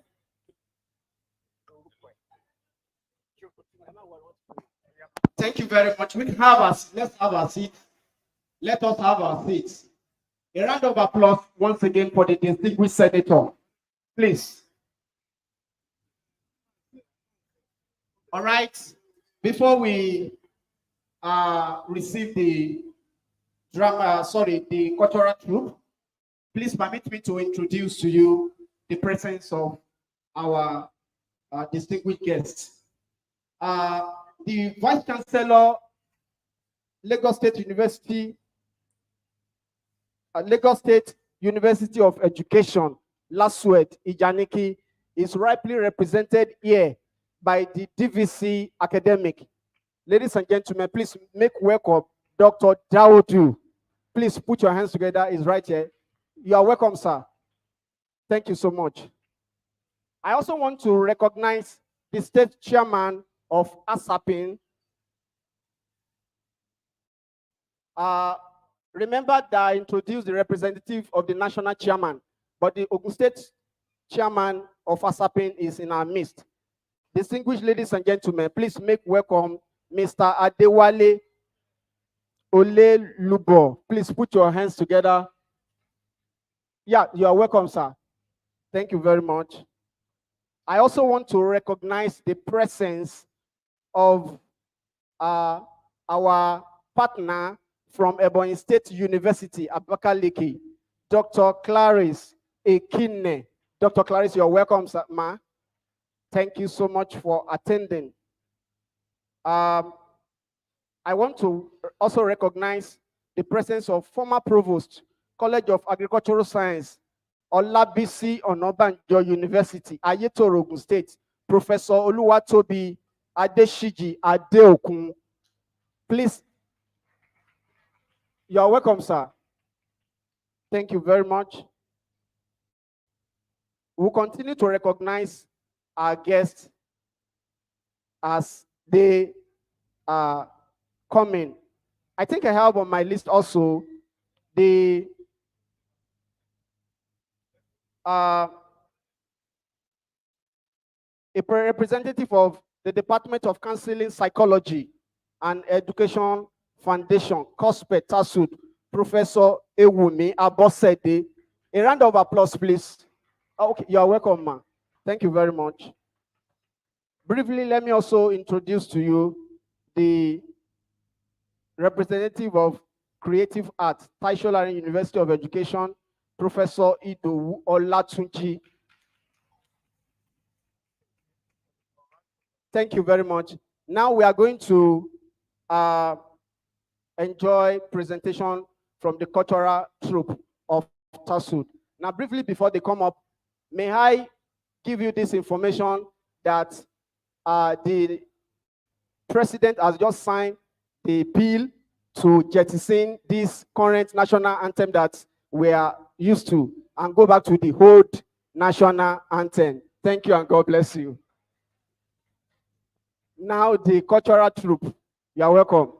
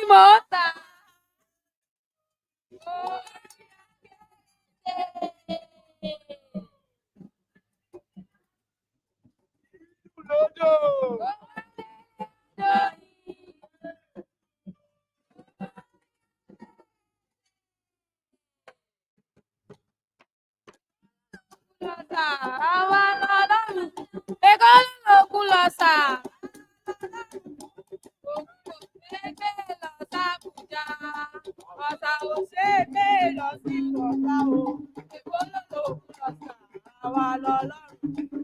Èkó ló lò ó lọ́sà, àwa lọ́lọ́run fún. Àwa lọ́lọ́run fún o, òun ò ṣe é gbé lọ sábùjá.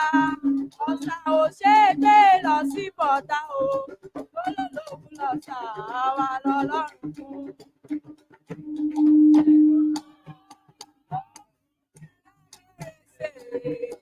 Ẹja ńlá etú omi akérèsé, ẹja ńlá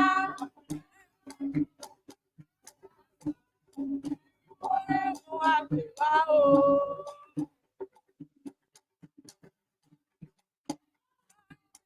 Ìlú ọgbọ́n mi sálẹ̀ pẹ́lẹ́pẹ́, ẹ̀jẹ̀ tí kò lè pa ọba má bàlù èkó jẹ́, ọba má bàlù èkó jẹ́. Ìlú ọgbọ́n ará mi sálẹ̀ pẹ́lẹ́pẹ́, ẹ̀jẹ̀ tí kò lè pa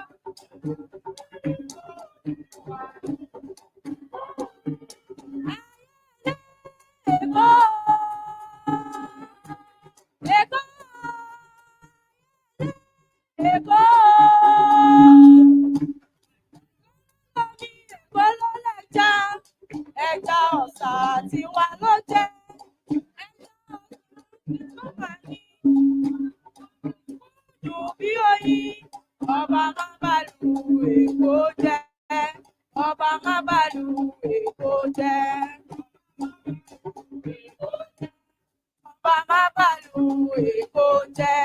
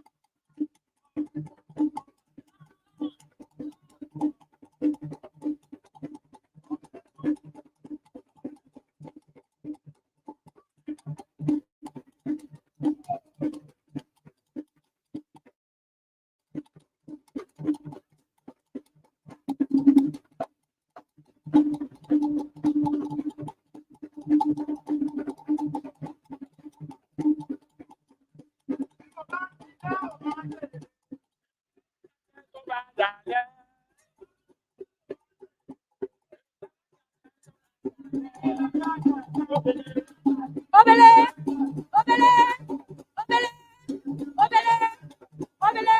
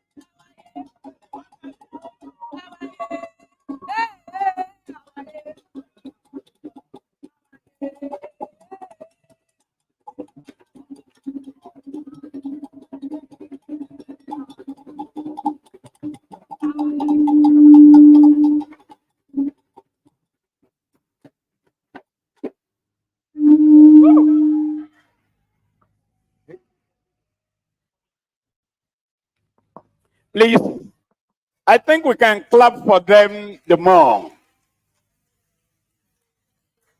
It's worthy that we give them a standing ovation, please. Now, shall we clap for them very, very well? Thank you, thank you, thank you. That is TASWET for you. That is what? TASWET, Department of Creative Arts.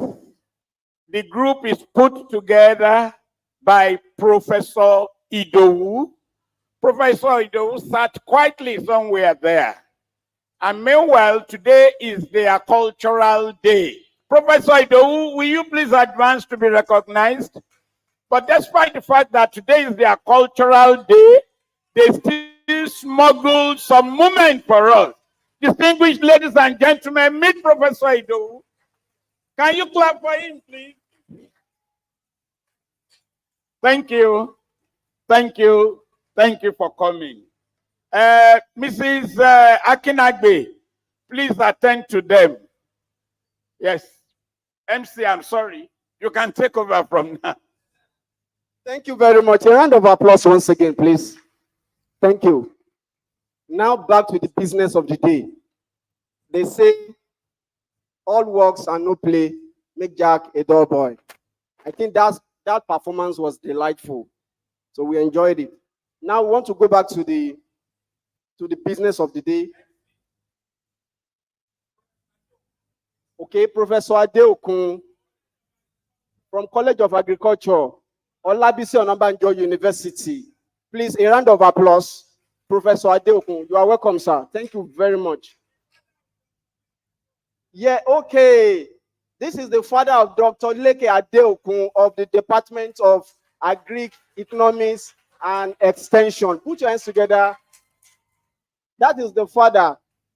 He is a professor at Olabisi Onabanjo University. You are welcome, sir. Thank you so much for coming and honoring us. Thank you. Now, we want to take the lead paper presentation. And I have already introduced the speaker to you, but Tasud Media will do better to present him. Ladies and gentlemen, just like I told you, our lead paper presenter is an academic guru who has traveled far and wide and is also an external examiner to our department. Once again, I present to you Professor Oyinlola Oladeji. Please, over to you, Tasud Media. Thank you very much. You're welcome, sir. Oladeji. Professor John Oyinlola Oladeji is a professor of communication for social development and extension. He is a lecturer at the Department of Agricultural Extension and Rural Sociology, Faculty of Agriculture, University of Ibadan. He holds the degrees of MSc and PhD, Agricultural Extension and Rural Development from University of Ibadan, and PhD Vocational Agricultural Education from University of Nigeria, Nsukka, Nigeria. John Oyinlola is a co-editor of many books, author and co-author of over 2 chapters in books. He has published over 100 referred proceedings, journal articles, and has also authored or co-authored more than 35 technical reports. The erudite professor has presented over 25 papers at different conferences, workshops, training manuals. He was formerly head of Department Agricultural Extension and Rural Development, as well as acting dean, Faculty of Agriculture of the same university. He is currently the chief editor, Rural Sociological Association of Nigeria.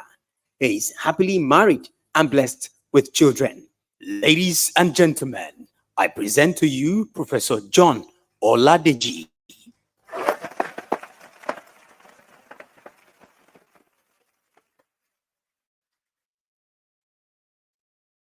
The Vice Chancellor, sir, ably represented by Professor George Banjo. And I think the National University is blessed to have 2 able Banjos. The Vice Chancellor is Banjo, and the our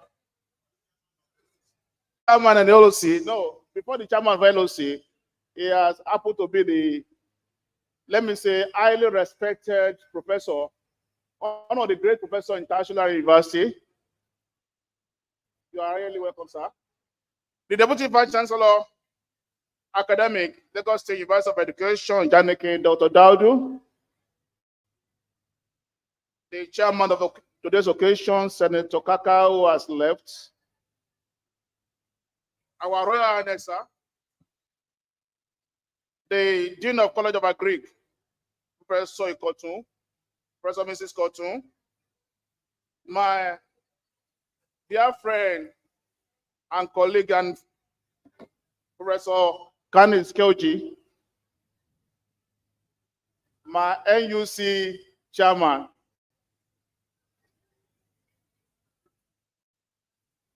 again, the LOC chairman, Professor J.O.S. Banjo. You are wearing 2 caps today, and I pray the cap will fit you permanently. Most especially that was the DVC. And to my dear friend and uncle, we have been together since the 80s. Yes, Dr. Peter Aboyomi Ononuga. I don't want to say that one here so that the student will not start calling in. All professors here present, executive directors here, fellow students, because we are also students, gentlemen and women of the press, ladies and gentlemen. It's a great honor to be here today. In fact, when my friend called me that I will be the lead speaker, lead paper presenter, I was wondering, I said, that time will be in Maiduguri. I said, I hope Professor Banjo is not there. He said, he's there. I said, if Professor Banjo is here, how will I turn it down? I said, oh, by the way, who is the chairman of the association? I now mentioned Professor Ikeoji. I said, my good God, I can't turn this thing down. I said, well, just pray for me. I will try my best. Professor Adiokun, you are highly recognized. Thank you very much. So when the topic came, agricultural education, training, and attainment of zero hunger in Africa, I think part of my work has been done by the chairman of the occasion, Kaka. I think he said he's not an academician, but he's a great academician. He was able to deliver without any rating. He doesn't have. He was able to deliver. In fact, at a point, I called the chair. I hope you know and talk to the senator, because he will keep on talking and talking, and all everything was valid. The next, I want to get it again.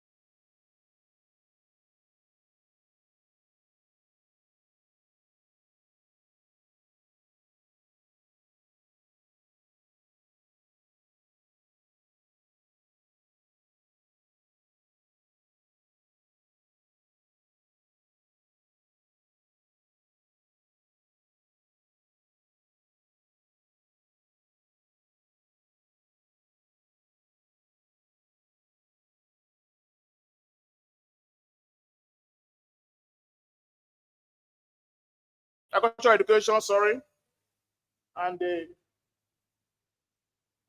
objective, young man, this is not on. Okay, son.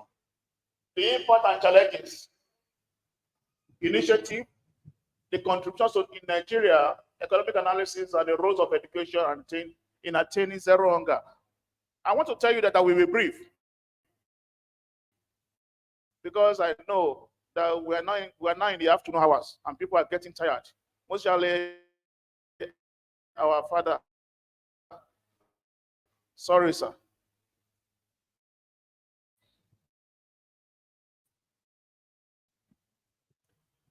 Agriculture, as we all know, is we are improving performance can derive from the rural income growth. Formal agricultural education foster on skill entrepreneurship. It foster on key driving for us to have sustainable growth. We must encourage our young ones to practice agriculture. We must encourage our young ones to practice agriculture right from primary school. In those days, we have nature corner. We have, apart from nature corner, we also have small garden. But nowadays, most homes don't have gardens again. Agriculture, the need to bridge the gap between traditional farming practices and modern sustainable agricultural techniques. The lead speaker talk about this, and they talk about the use of drones, the use of those technology to farm. And that is why I want to say that agricultural education curriculum should keep changing to meet the modern day demands. We don't have to be static.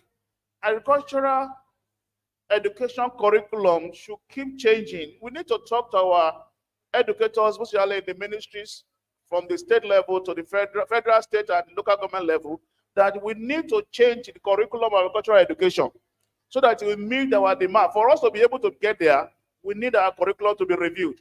And also training. Lack of adequate agricultural education and training will contribute to low productivity, sure. Because if we don't train our people, mostly the young ones, on how to grow, we will not get there. Despite abundant natural resources we can talk of in Africa and mostly in Nigeria, we are still having food insecurity.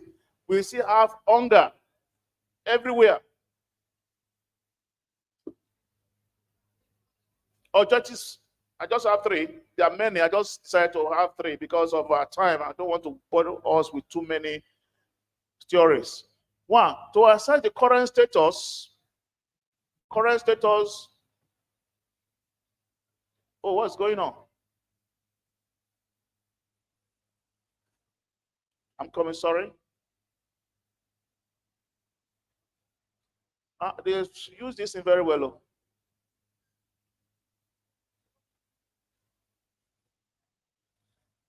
Can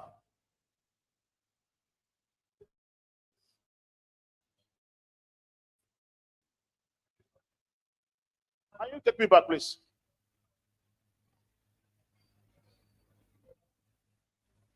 This thing has been.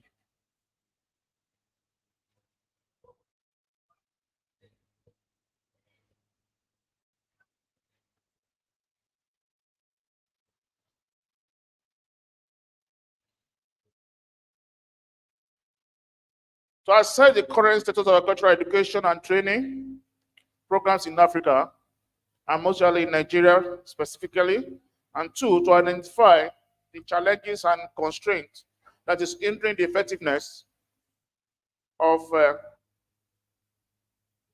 agricultural education in addressing food security.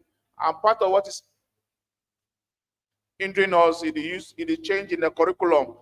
We are still rigid that we stick to our curriculum. Three, to propose recommendation for enhancing agricultural education and training initiative that will support the attainment of zero hunger in Africa and specifically in Nigeria. Then slide 5, the fifth slide, yeah, thank you, which is the philosophy of agricultural education. Here are the philosophy guiding agricultural education, among others. One, agricultural education should emphasize training by doing, and that is what we talk about agripreneurship. Emphasize training by doing. Number two, it must importance of education to the disadvantaged and the physically challenged people. We can't say because they are physically challenged, we not ask them to go to school to learn one or two things. Then 3, leadership and citizenship development. When Honorable Senator was talking about the father is a farmer, it's a challenge to some of us. If at his age, he sees himself as a farmer, despite what he has done, be able to do, he has farm. So what is stopping you and I from having our own farm? Then lastly, good preparation for further education. The next slide, please. Types of vocational education. I don't want to continue to use this because it has been overused. I can't. The key has been raised. What are the types of vocational education? We have the formal and non-formal approaches to effectively enhance farmers' knowledge. In those days, we have in training and practice by learning. We learn through practice and so on and so forth. But I will focus on the comprehensive vocational education program developed by OSINE 2007, which include 1, informal agricultural education, which is at the informal level. No, don't worry. Non-formal agricultural education, formal education, and move on to the community education. No, you have jumped one. Types of the historical developments of vocational agricultural education and training, and it started by apprenticeship. The next one, yes, apprenticeship system. Before European countries, missionaries and merchants came to Nigeria, there have been a non-formal educational system whereby we learn by practicing, and many of us were used to hoes and cutlasses.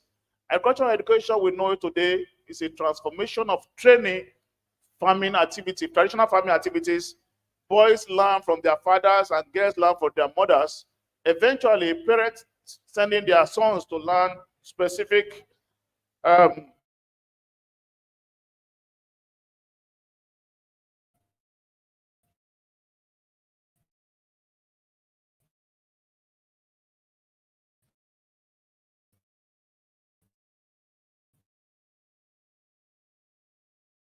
way.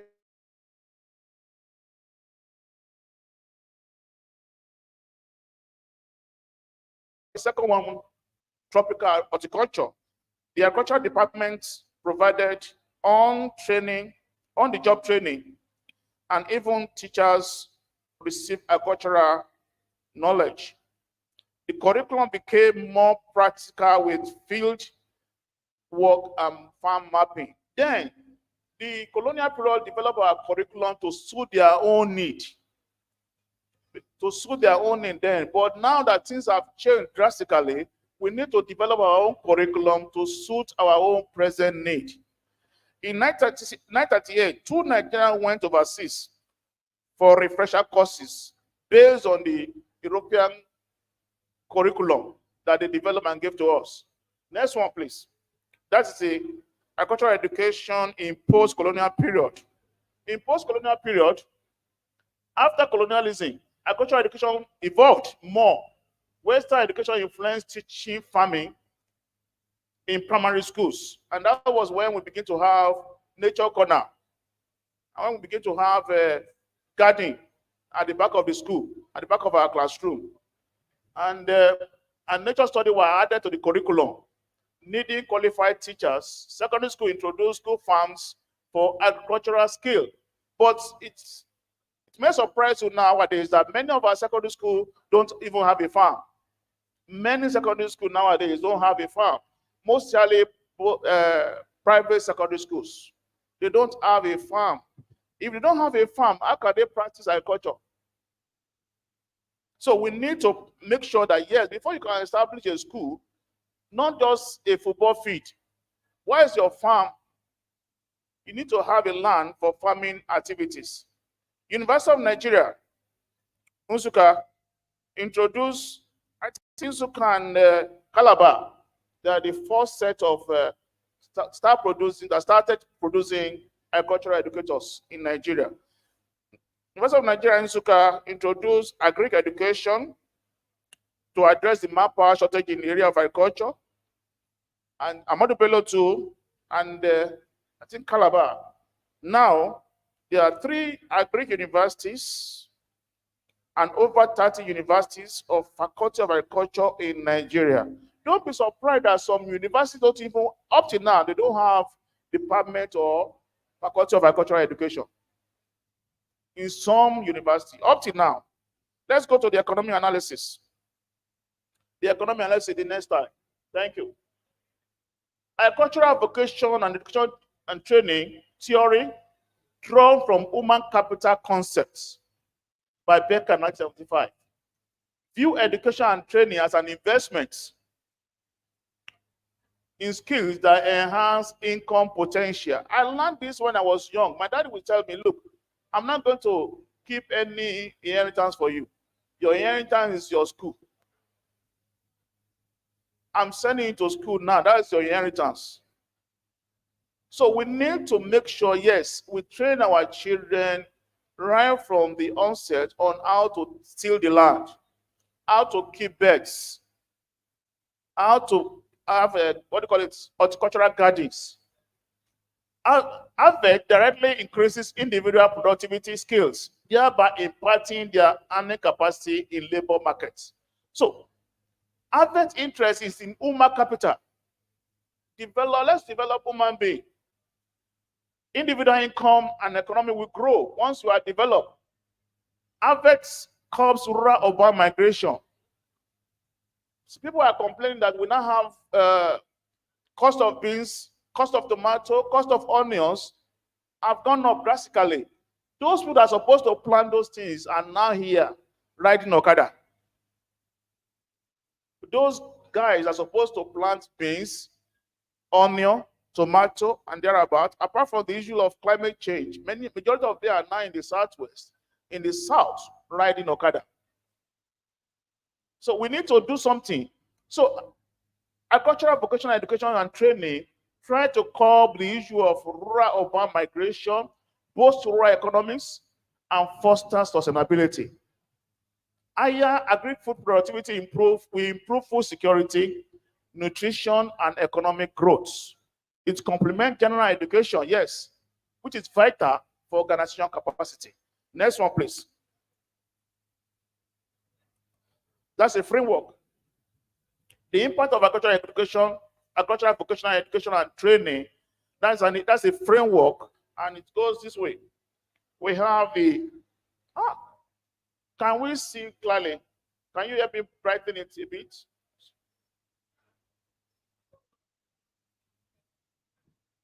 So people can see. Okay, good. Thank you, sir. We have the school leavers. That's the need under that column where we have the needs, demand for agricultural vocation, agricultural technical vocation, education and training. We have the school leavers, the school dropouts, the special needs, that is the physically challenged. We gave them admission into Harvard's delivery, which is could be organized formal, non-formal classes, informal process, just to make sure they have the training. And it will move them to Harvard outcome. What is the outcome? Personal development. Talking about economic analysis of individual. Personal development of an individual, occupational competency, and educational mobility. You can move. I started as an Greek educator before I moved to extension. Thank God both of them go together. Agricultural education and extension. And it gives them the opportunity to be employable.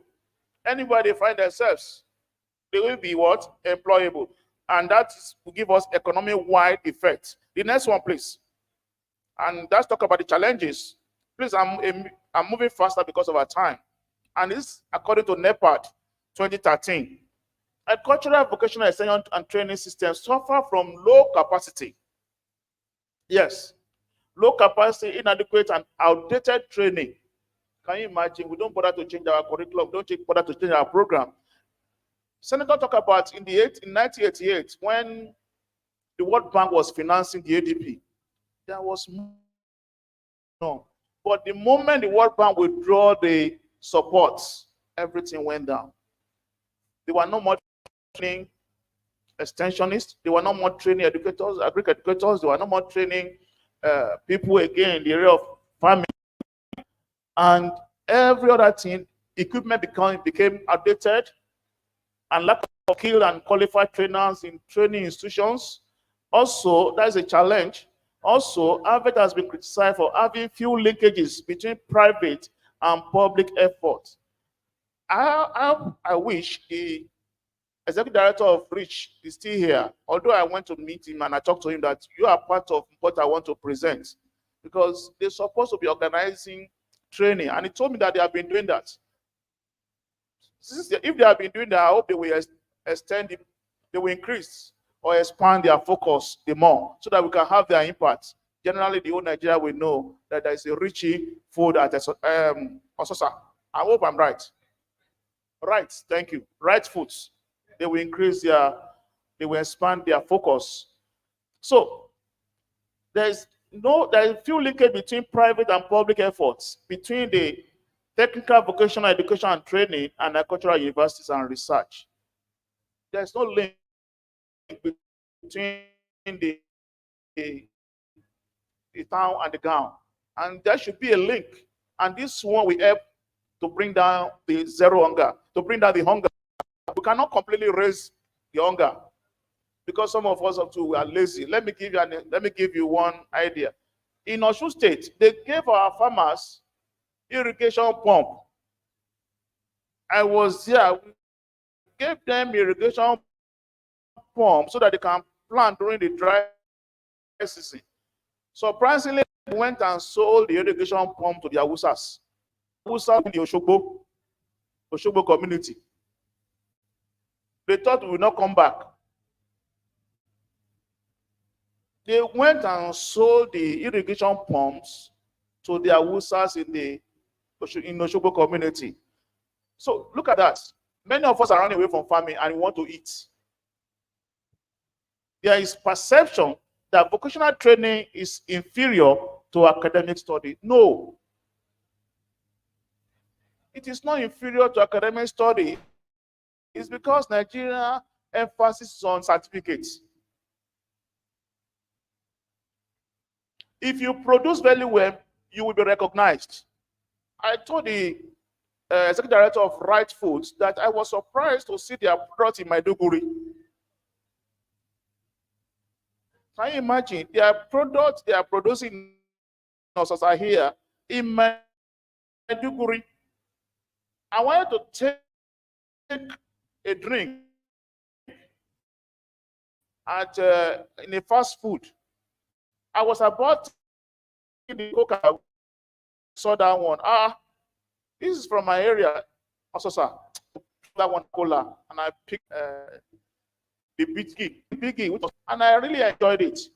The next place. So, initiative in attending zero focus on Songhai and Leventis of training youth entrepreneur for development through job creation, food raising in the area of farming, education, and essential service provider. Very, very important. Songhai is doing that one very well. Initially, we used to take our youth, our students to before we now found that another one in debt by this Songhai of 18. So we need to have that. We not only Leventis, we need to have more of those private organizations coming up with this idea of training our youth. The next one, let me tell you, is aligned with government goal. They train small-scale farmers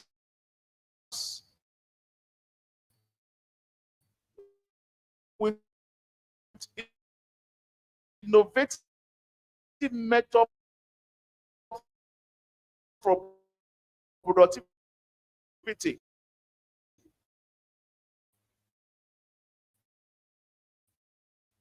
Efficient organization in Nigeria, let them start training our students, our youths, not only students in institutions, youth that are outside institutions. Let's keep training them so that we achieve food security. Next one, please. Agricultural vocational education and training, a case study in Nigeria. What are the contribution of these adverts? Yes, the government is trying in 2004, then move on to UP, Universal Basic Education Act of 2004, which mandated 6 years of primary, 3 years of junior secondary agricultural education, while a minimum of 3 years at the tertiary level. Don't be surprised that many of us, we don't allow our children to spend 6 years in primary school. Many of us take our children to secondary school right from when they spend 4 years. We move them to secondary school. It's not true. Is it not true? Government that has a plan. Many of us are how to thwart the government plan to make sure we trade the fast track to fast track things. Let them take that process. Many of us sit here in front. I'm not talking about the people at the back. In front, we took that process. And that is why we can talk about all these things we're talking about today. But those ones at the back, they are not aware of the process. We are not saying that we should go back to the old national anthem. What is the old national anthem? Nigeria we hate thee, our old native land. They said, if one of my students, a PhD was telling me yesterday, sir, what is in your old national anthem that you want us to go back to? I said, okay, so you've not heard it. He said, no, I will send it to you. And I sent it to him. He said, sir, reading the words alone is enough. Exactly. Unity. Ethnic, you downplay the issue of ethnicity. So, 6 years in primary school. In secondary school, that 3 years, once they spend 1 or 2 years, they move them to SS3, SS1, from SS1 to SS3. They will not have any knowledge of farming.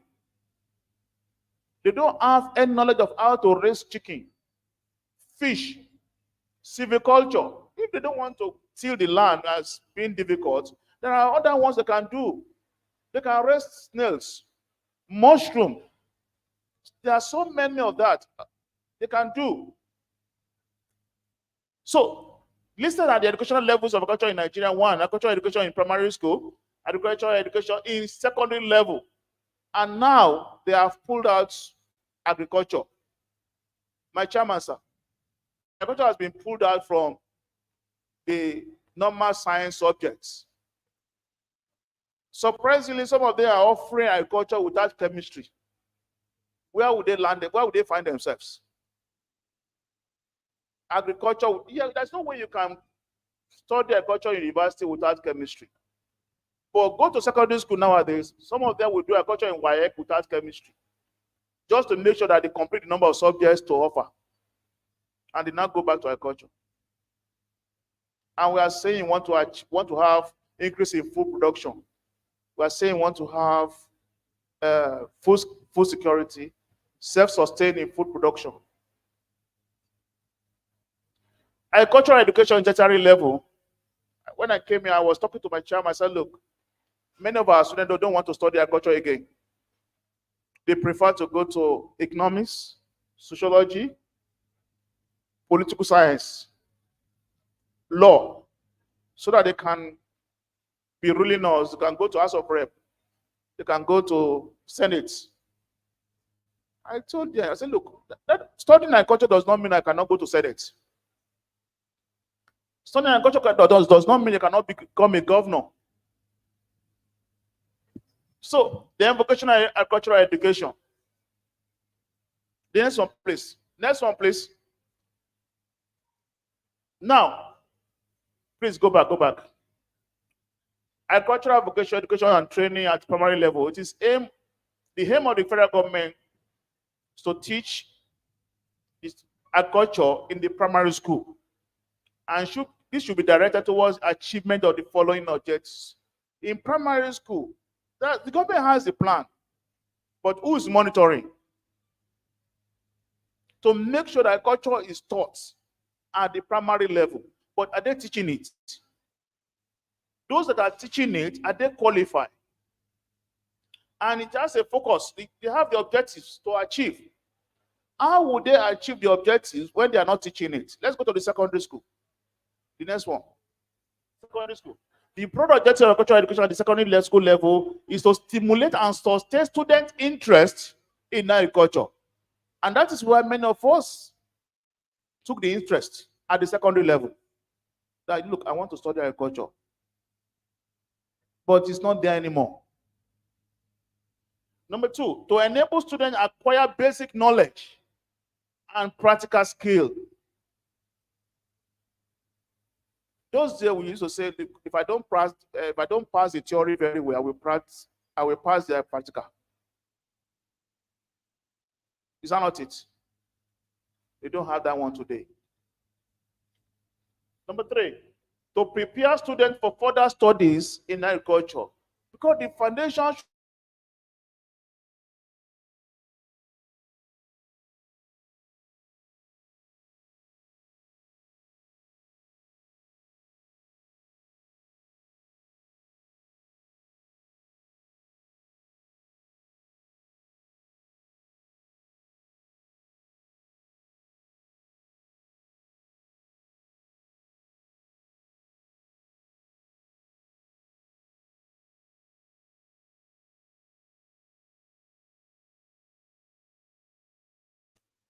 there are so many. Crop protection and environmental biology, agricultural biochemistry, a lot. And that does not mean you become a farmer. You can still work in bank. If you study agricultural economics or extension or crop science, you can still work anywhere you want to work. Next one, please. Now, the College of Education. Agricultural education program, according to National Commission for Colleges of Education, minimum standards 1 and 2 is aimed at achieving the following. 1, to prepare teachers that will teach the right attitude to and knowledge and professional competence in vocational agriculture. To develop in the student teacher the appropriate agricultural information to the students in the contents of the environment. These are what we are taught in those days. In fact, I still have Aetan books on my shelf. Professor Aetan, I still have some of his books. And Azu, I've forgotten his name, Sanibone. Ibanihe, I still have some of them on my shelves. Times I go back to those books and I read. Teaching agriculture. How to make sure, yes, you develop student interest in agriculture. To provide a sound background to enhance further academic and professional progression of the student teachers, and to produce teachers who will be capable of motivating pupils to acquire interest and aptitude from agriculture. Now, agricultural vocational education and training university level. This is the objective. So we have so many fields of them: agricultural engineering, agricultural economics, policy, agricultural policy makers, rural sociologists, and so on and so forth. And let's go again. That is, yes, woman. Next slide. How do we reposition agricultural vocational education and training to meet the challenges of zero hunger in Nigeria? Nigeria adopted its first national policy on agriculture, and the aim was to improve self-sufficiency, modernize agriculture, and create employment opportunity. However, there have been limited sources. The agricultural education is not a magic solution, but it is very to use our resources and knowledge to solve hunger issues for present and future generation. Yes, agricultural education is not a magic. We have to start from the foundation. We have to start from somewhere. We have to make sure we develop the youth interest in agriculture. We cannot just say, if you force a horse to the river, you can't force the horse to take water. If you don't have a strong interest in agriculture, they will not do it. They will abandon it. And if they abandon agriculture, how are we going to achieve zero hunger? How are we going to have food self-sufficiency? What is the role of education and training, agriculture, and hunger prevention in Africa, and Nigeria in particular?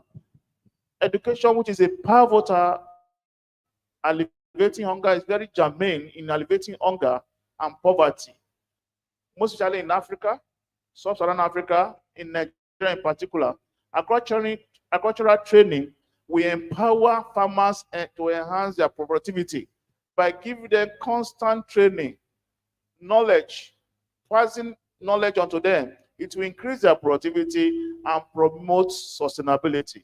Additionally, it will foster awareness of those information, awareness of the knowledge, resilience. Yes, they will not leave farming. Resilience, not that because of what you face this year, you will abandon farming. And informed decision making towards achieving zero hunger and global sustainability goals. Agricultural education conclusion. Agricultural education addresses poverty and food security in sub-Saharan Africa. Investing in agricultural vocational education and training, we should invest in agricultural vocational education and training so as to increase productivity, reduce poverty, and improve food security. Comprehensive agricultural vocational education and training approach is necessary to address sector challenges. Yes, this one is quite necessary to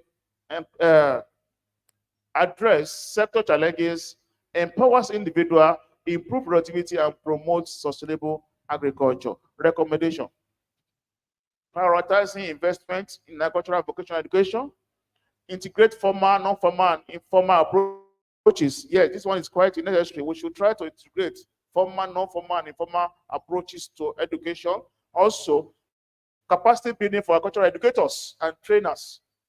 We should continuously having trainer, agricultural educators, and collaboration and partnership for sustainable agricultural development. Thank you very much, and God bless.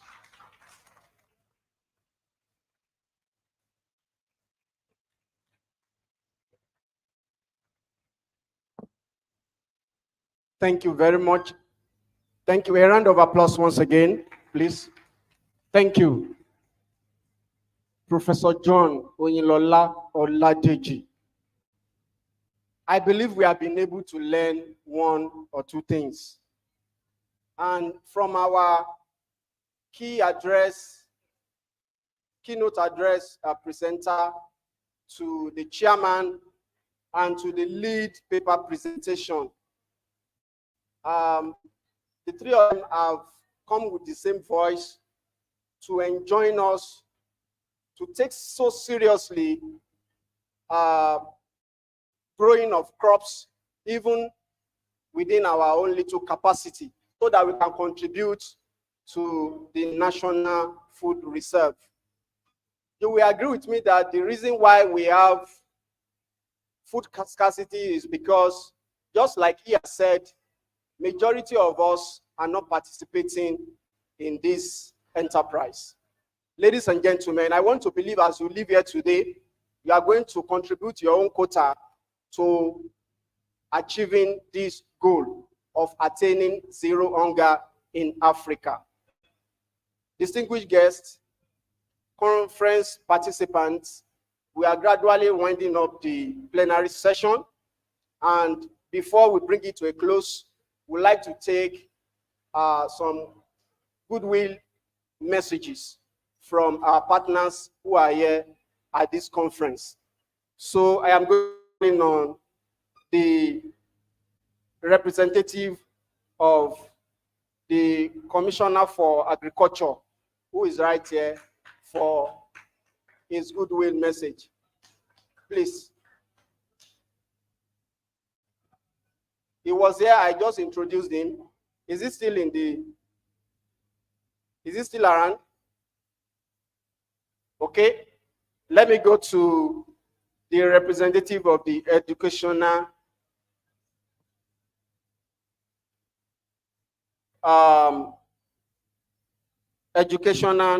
institutions.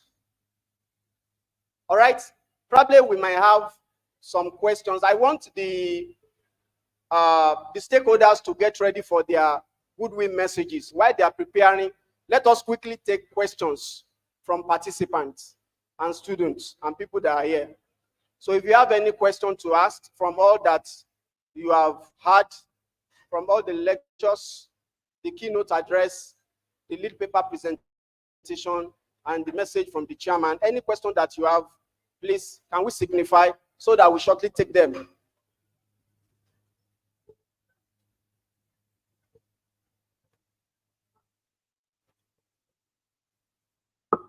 Anybody with question?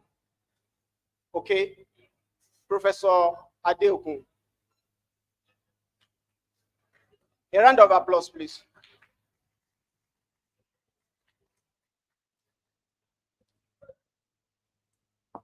Thank you very much, Mr. Chairman and the lead paper presenter, members of the high table, distinguished heads, my Royal Highness, sir, and other distinguished heads. It's not a question as such, but I noticed that the lead paper presenter talked and emphasized much on the interest of the upcoming ones, the children and the youth in agriculture. And I want to believe that we have here mainly and majorly teachers of agriculture. Now, from my own personal experience, my interest in agriculture was developed as a result of the way my agricultural science teacher taught us that time. He made us realize that if you want to become a millionaire, just go into agriculture. He mentioned all the areas of agriculture, crop science,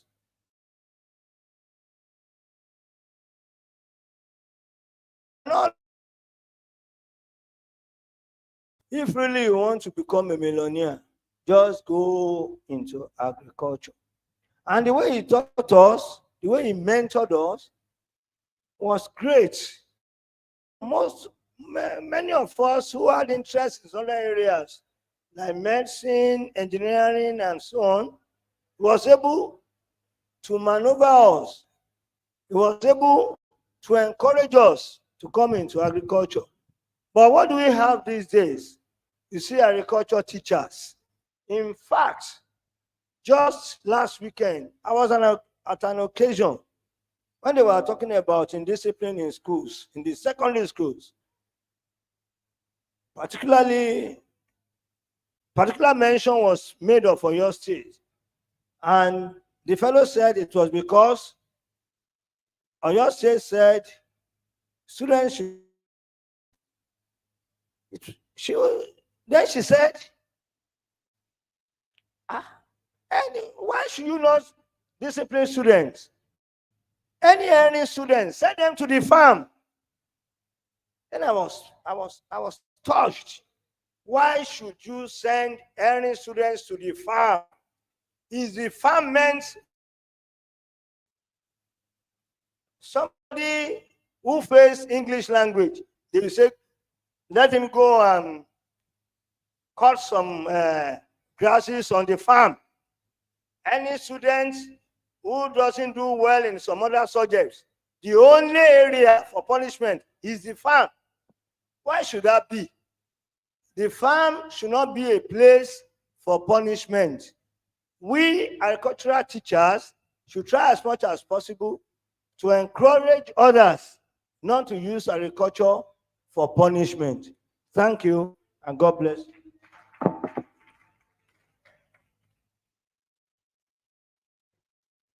Thank you very much, sir. Okay, another question from Kabiesi.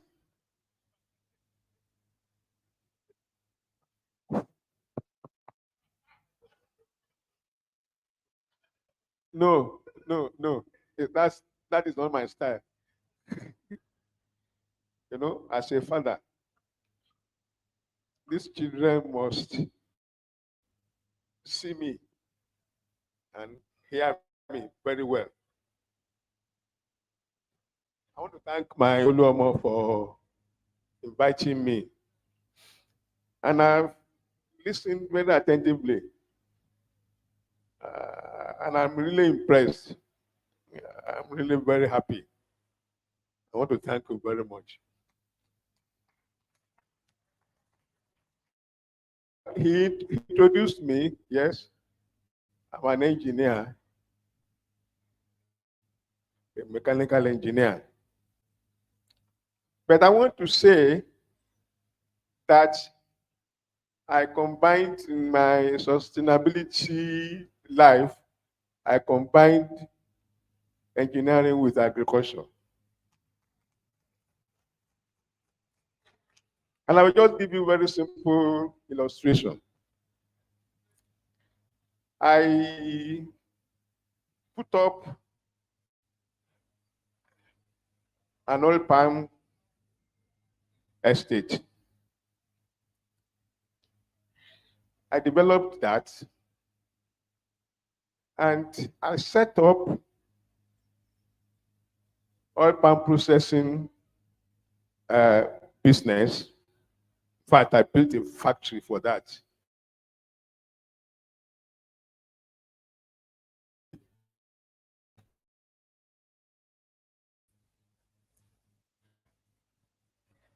I used the oil palm to produce red palm oil and the palm kernels from the processing of the red palm oil. I bought from Malaysia, I bought some palm kernel crushing machines to produce palm kernel oil. Now, I extended the production of the palm kernel oil and palm oil into soap making.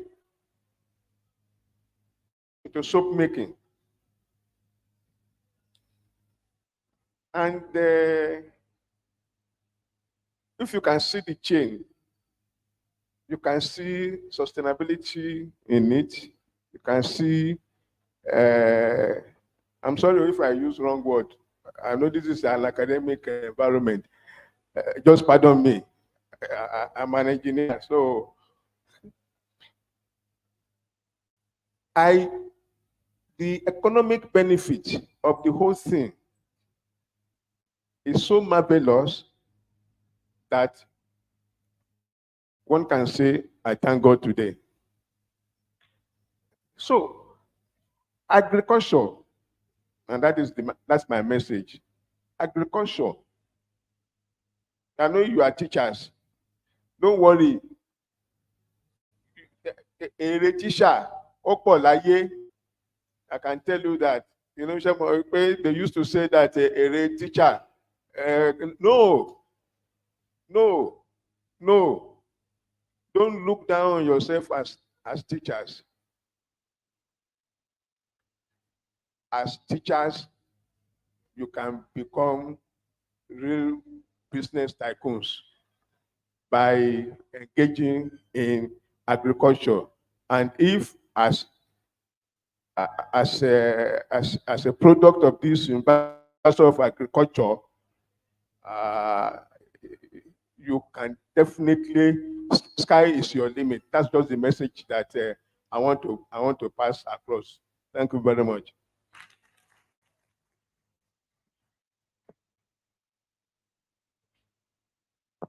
Thank you very much, KBC, for your contribution. A round of applause once again, please. All right, we want to take the next goodwill message by the Vice Chancellor of Lagos State University of Education, Ijanikin, Lagos, ably represented here by the Deputy Vice Chancellor, Academics, Dr. Daudu. A round of applause, please.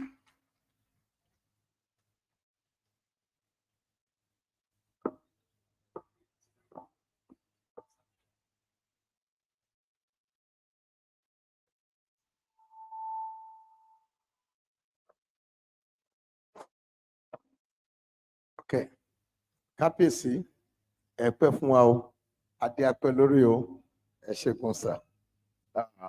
The Vice Chancellor in absentia, who is also a practicing agriculturalist. The chairman of this association, Professor James Banjo, the secretary of this great association, Dr. Peter Abayomi Ononuga, and the other ESCOs, the Dean of Faculty or College of Agriculture and Engineering, and other important guests that are present here. Our professors in the house, head of division and units, deans and HOD present here.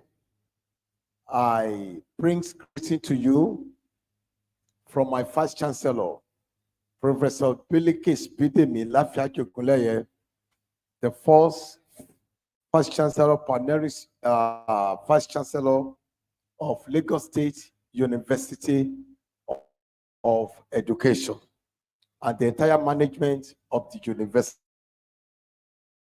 Yeah, she has sent me to really appreciate the theme of this conference. And let me use only one word or a statement to summarize how we can eradicate hunger. I want to let you know, ladies and gentlemen, hunger is in our cities. Hunger is in our states. Hunger is in our country. We don't need imam or prophet to tell us. We can see it physically with our eyes. And I think the only way, based on what Prof have just said, and our lead paper presenter, it is time to really inculcate this agricultural mentality into our young one. And that's the only way we can eradicate hunger. Please, if you don't do that, my prayer is that we will not get to a stage where hunger will not be eradicated enough.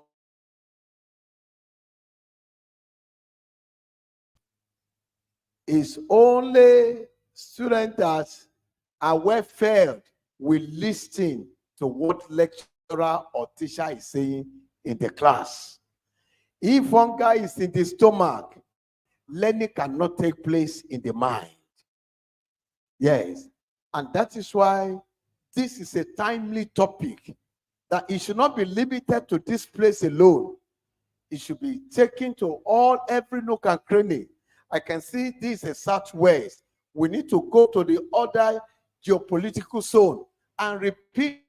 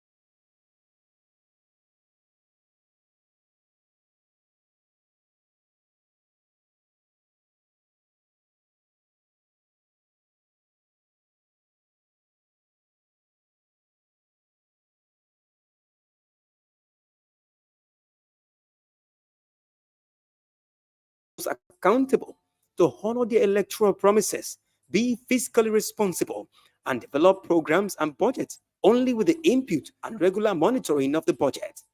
John Patrick works to craft a more aware and empowered Nigerian citizenry using basic communication tools and access points for shared community activities. John Patrick's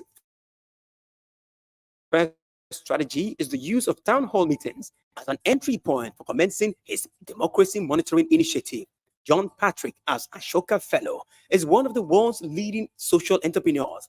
He champions innovative and new ideas that transform society's systems, providing benefits for everyone and improving the lives of millions of people. He also engaged in defining the new roadmaps that allow people to thrive in this new environment while providing solutions and demonstrating the how-tos.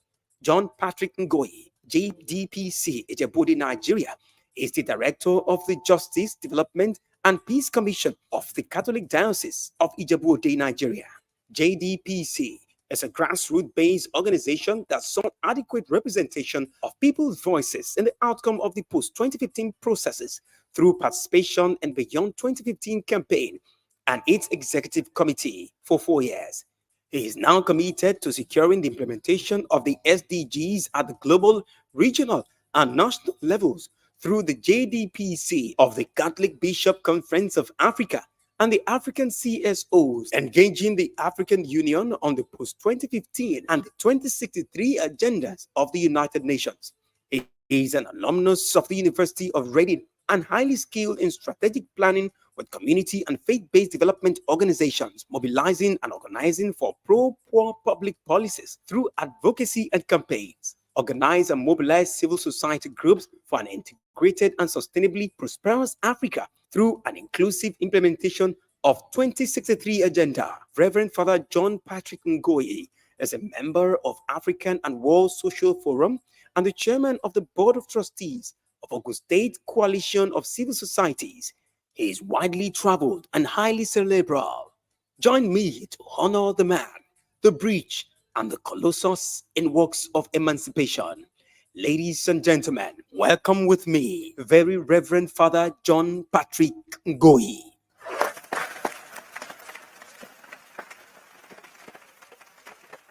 Presentation of flag to Reverend Father Patrick Ngoyi.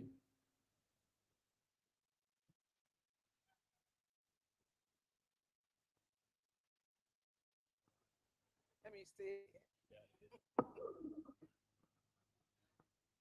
This award of honor is presented to Very Reverend Father John Patrick Ngoyi, a social entrepreneur in your quest for innovations and ideas towards transformation of the society through meritorious contribution to implementation of SDGs at the global, regional, and national levels. This day, 29th of May, 2024.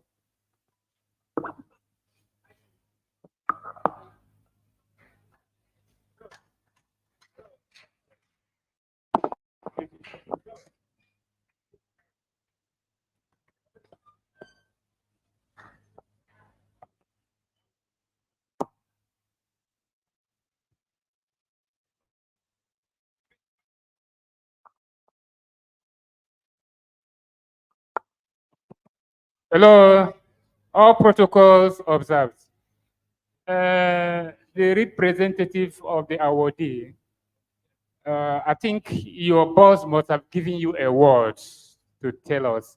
So you go with this journal, you show him, he will launch the journal, and I also appreciate the award. Then you can now respond. Thank you.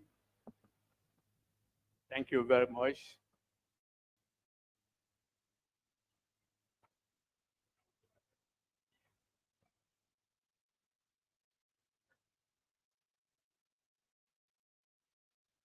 The chairman of today's occasion, in absentia anyway, Kábíyèsí, the Ògìrìbàdàgbò of Ìlódò, Adépẹ́ lórí bàtà pẹ́ lẹ́sẹ̀ o, ẹ̀ṣọ́ bá jẹ kó pẹ́ títí kọrin kése. Distinguished professors, prominent doctors, special guests of honors, great Nigerian students, my co-farmers, ladies and gentlemen. I was invited here by Professor J.O.S. Banjo today to be a witness to this great occasion. And he also sent me to the national president of Association of Small-Scale Agro Producers in Nigeria. He gave me the president's invitation to forward to him. He resides in Nasarawa. I am one of the ex-officio of the national office. The national president asked me to come and say some good things to you here. And that is why I am here, in company of the state chairman of the association. It is on my arrival here, in fact, a few minutes ago, that the professor was telling me I have to stand in for very Reverend Father John Patrick Ngoyi, CICM, who happens to be my boss. Reverend Father Ngoyi happens to be one of the founding fathers of Asapin. Yes. When it was inaugurated in March 25, 2010, it was there in Abuja with us. He is very familiar with the agricultural terrain of Ogun State, and is the leader of the majority of the farmers groups that we have under Asapin in Ogun State. So I gladly accept the beautiful responsibility to stand in for him. And I'm sure he will respond positively to you. I will deliver your message today. As soon as I leave here, I will go to him. And I'm very sure you should be expecting some positive responses, both financially and morally. So thank you very much for that. The national president of Asapin, in person of Mr. Joshua Jonathan, told me to pledge full cooperation with your association. He said the bid to attain zero hunger in Africa is very important, and that is our aim as farmers. He said we are prepared to adopt fully all your innovations. As teachers, when you come as researchers and teachers, when you come up with innovations, ideas, and so on, we are prepared to adopt, demonstrate them. We are also prepared to give you feedback on results obtained on the field and inform you of our area of interest as farmers. He said we plan to cooperate with you fully at all levels, and that I should plead with you, with your body, to support us and collaborate with us annually during budget presentation of state governments and federal governments, so that the government at all levels should adopt Maputo Declaration, whereby 10% of budgetary allocation shall be specifically allocated to agriculture. This is important. If there's not enough funding of agriculture, we may be talking into the air. So for that reason, distinguished personalities, I wish you the best. The program, of course, the conference so far has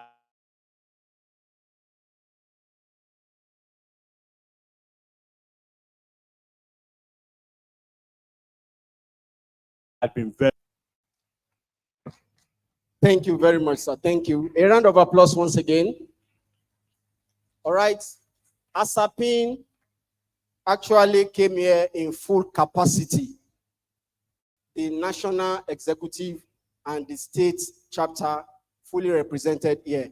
I earlier introduced the chairman of Ogun State chapter. And I didn't know that he also came prepared for a goodwill message. In fact, he has copies of this goodwill message to share. So please permit me to quickly, okay, because he has copies, he already has copies, he has brought and is prepared. Please, the high table should please permit shortly, within 1 minute, he will make his presentation.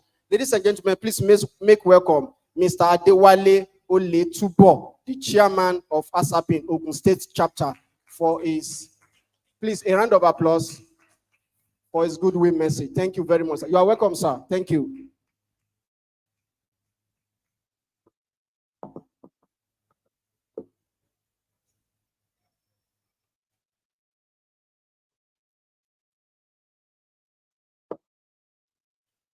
All courtesy duly extended. Good afternoon, distinguished members of the Agricultural Education Teachers Association of Nigeria. It is with great pleasure and honor that I extend my warmest greetings to all of you gathered here today on behalf of the Association of Small-Scale Agro Producers in Nigeria, Ogun State chapter. Agricultural education is the cornerstone of sustainable development, and it plays a pivotal role in achieving food security and eradicating hunger across the continent. As educators, you hold the key to empowering the next generation of agricultural leaders, innovators, and change makers. Your dedication and commitment to equipping students with the knowledge, skills, and values needed to address the challenges facing our agricultural sector are truly commendable. Through your efforts, you are not only shaping minds, but also shaping the future of agriculture in Nigeria and beyond. As we strive towards the noble goal of zero hunger in Africa, let us remember that it requires collective action, collaboration, and innovation. Together, we can harness the power of agricultural education to transform lives, communities, and nations. As this is a conference and gathering of highly cerebral educators, I urge you to seize this opportunity to exchange ideas, share best practices, and inspire one another to greater heights of excellence. Let us work hand in hand to build a future where no one goes to bed hungry, where every child has access to nutritious food, and where agriculture thrives as a vibrant and sustainable sector. In closing, I wish you all a productive and enlightening conference. May your deliberation pave the way for a brighter and more prosperous future for agriculture and food security in Nigeria and across the continent. Thank you. God bless.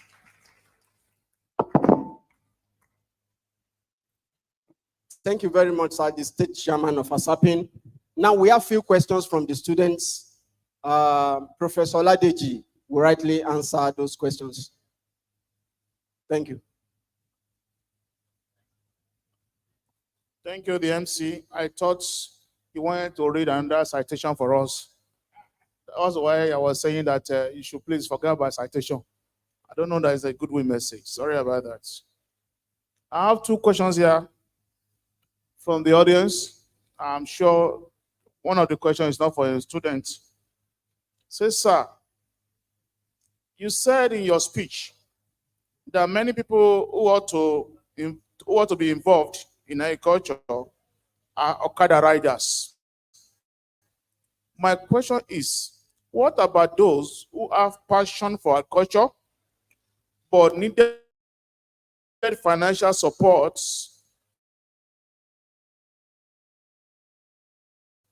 and government support, some seated in a corner and divert the fund meant for agriculture for their own selfish interests? What is the solution to that? Thank you. engineer. I was directed to read the second question and answer the two together. The second one goes like this. The main problem facing agriculture is the teacher, as stated by Professor Adeokun. But beside that, why is teaching of agricultural science is becoming, oh, let me reword it, is becoming theoretical, unlike the days of our father, which is practical oriented, and that motivated the farmer then. These are wonderful questions. The first one is saying that why is government not supporting them? Why is that there's no financial support? If you continue to rely on government financial support, you will not do anything meaningful. There are organizations that you can go to, like British American Tobacco, Rights Foods, Leventis. If you write a proposal to them, beautiful proposal, and they see the interest in you that you are ready to actually go into farming, they will support you. I'm very sure of that. In fact, BAT is now going to schools. In my faculty, they do give us opportunity for at least 4 students every year. BAT, they are doing that. British American Tobacco. And I'm very sure Leventis United also write us that if you see any student that want to go into, that has passion for agriculture and want to go into full-blown agriculture, they are ready to support. So don't rely on government. Even government itself is not, they are afraid of releasing money, because that idea of is government money is in many of us. I gave you an example of government giving irrigation pump to farmers. Farmers, practicing farmers, and they went to sell these irrigation pumps. So government is not ready to release money to anyone, anybody as they used to do. They want to see you practicing it on the farm. They want to see the passion in you. But however, I said, you can go to non-governmental organizations like Leventis, BAT, Right Foods, so many, even Coca-Cola. They will supply you with inputs. The second one, talk about why is that there's no practical in schools any longer. I think I said it because of my presentation. Many of the secondary schools nowadays, they don't have farms. They don't have farms. Even principals are not ready. If they want to raise, what do you call it? Small poultry, snaring, they are not ready to support because of theft and some other factors. Don't be surprised that my wife is an agricultural teacher. Today they are doing animal science, animal production practical in secondary school. She used her money to provide all those specimens that they will use in secondary school. Practical exam, animal production is today, this morning. And she used her money to provide all the specimens she will take to the school. The principals are not ready to support the, what do you call it? The money to provide money to buy all these specimens. So what am I saying is that many of the schools, I don't blame the principal himself because there is no monitoring. Where is your farm? And why we collect money, and they know that they are registering students for agri production. In our days, we used to do weeder bomb. We used to do weeder bomb those days. And nowadays, they are no more collecting weeder bomb. Most of the teachers that are teaching agricultural in secondary school are not qualified teachers of agricultural science. Many of them don't even know anything about agri. I've seen an economist teaching agriculture. I've seen geography teacher teaching agriculture because they have shortage of agriculture. So now tell me, what do you expect for such a person? So shortage of agri is there. But you, if you have interests, you will know the school to go to. Yeah, yes, this school has everything I want. Thank you. Well, I think professors in the house can also help me. This question is meant for every one of us. Yes, Professor. Prof, don't sit down. Prof. It's a general question. Professor Adeokun, sorry. Professor Adeokun, you can, I'm sure you once taught in secondary school, up to the level of the principal.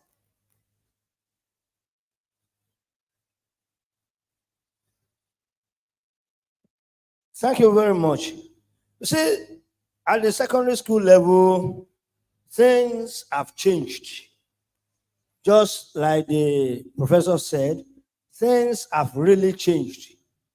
During our time, we have agricultural science. Now you have agricultural science, again, agricultural science, you have animal science, and they have, animal husbandry, they have fishery, So agricultural science today is not like agricultural science in those days. And you are talking about conduct of the examination, financing, even at the secondary school level. I'm very, very versatile with that of your state. I don't know when last the government of Oyo State gave schools interest. It came to a point that they wanted even to be writing on the board, examination questions on the board. So that's as bad as it is.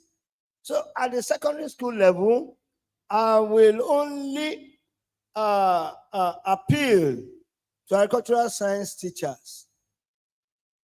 Let that interest be there. Have that interest in bringing up the younger ones. I said it the other time. Apart from using agriculture as punity for whatever, let us go back into these days when we used to have young farmers club. In a particular school at Ibadan, I know they have horticultural society. They were trying to bring up these clubs and societies through which the younger ones can be developed. So as far as, and when you have a club, when you have a society like that, it may be independent of government. And through that, some financial income can be coming in. As a club, you can approach individuals, philanthropists, you can approach industries that are interested, you can approach corporations.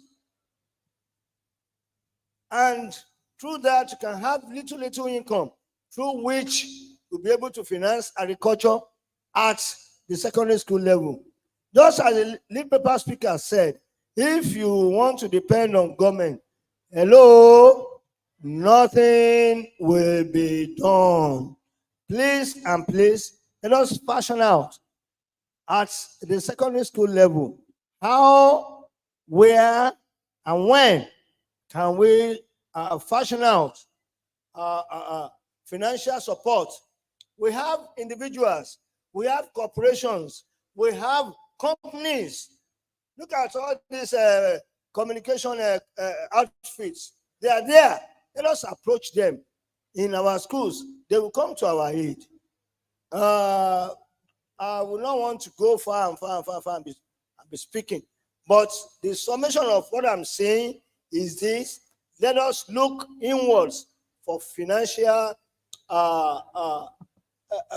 ability, to sustain agriculture in our secondary schools. And like I said earlier, please and please don't let us use agriculture for punishment.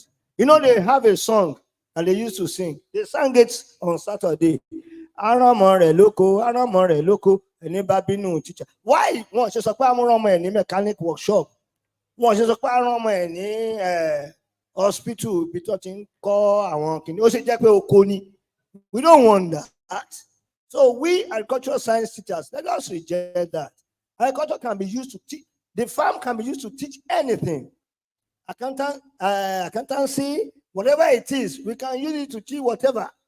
When you talk about agriculture, it encompasses all.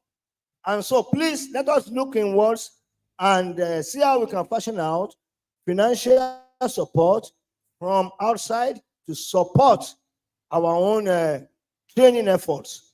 Thank you very much.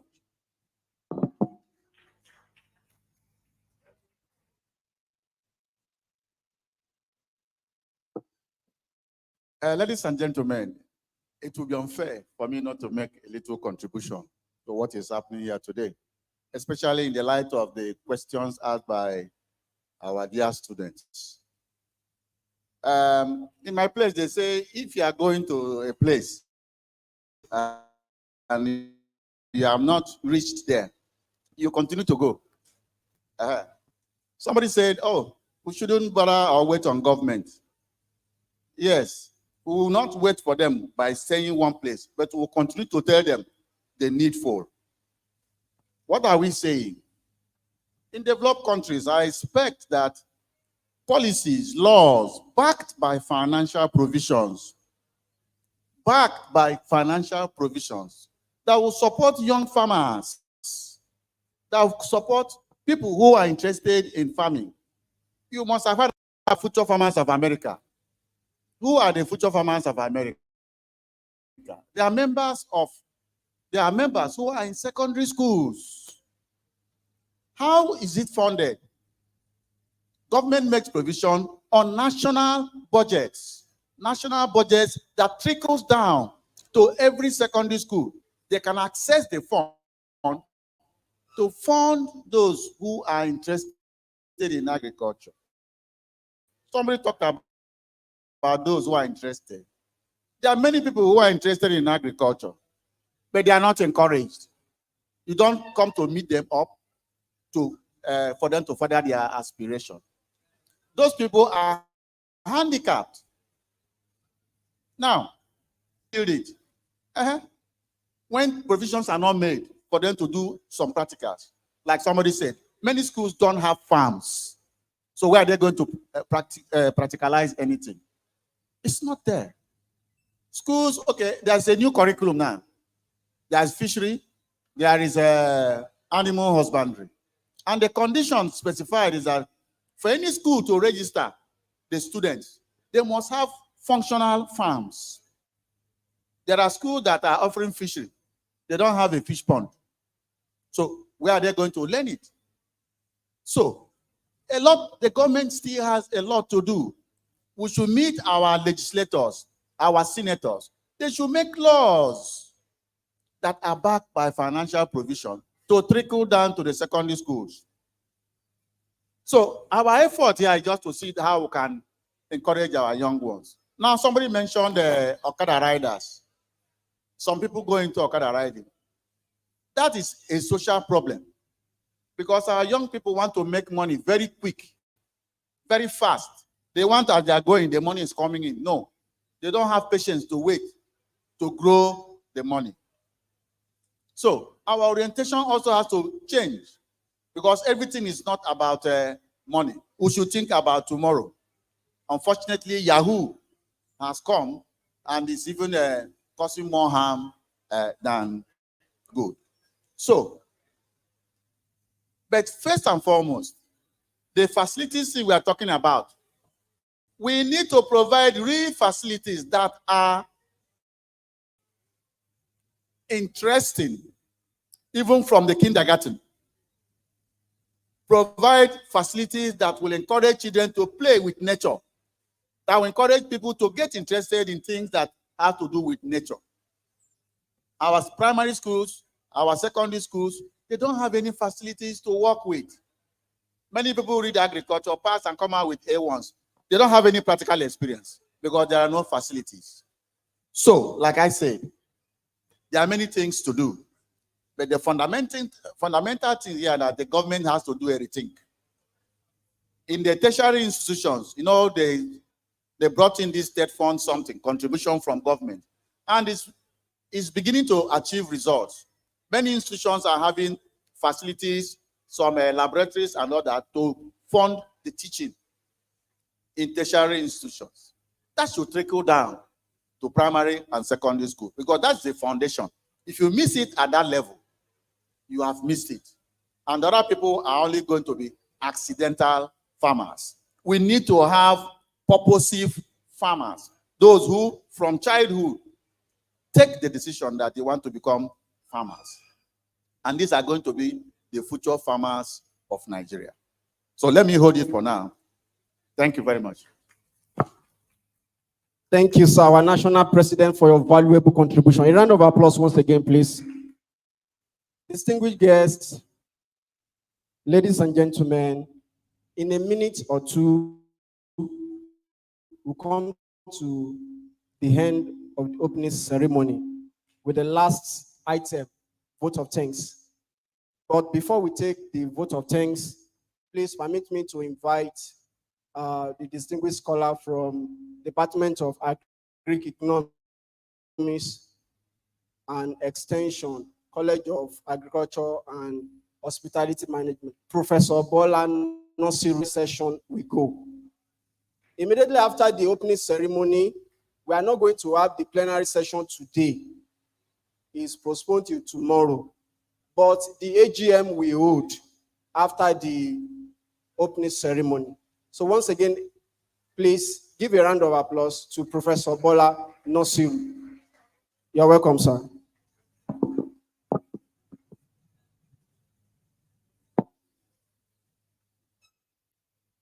All protocols duly observed. We thank every one of us for the patience that we have exercised. For tomorrow, we'll be having 5 groups for the plenary sessions. The first group, as it has been displayed, but let me read it. The first group is going to be shared by Dr. David Adialawa, and the rapporteur is Dr. Emizibo Osemene. And the group is having the sub-team 2, that is agricultural education curriculum development.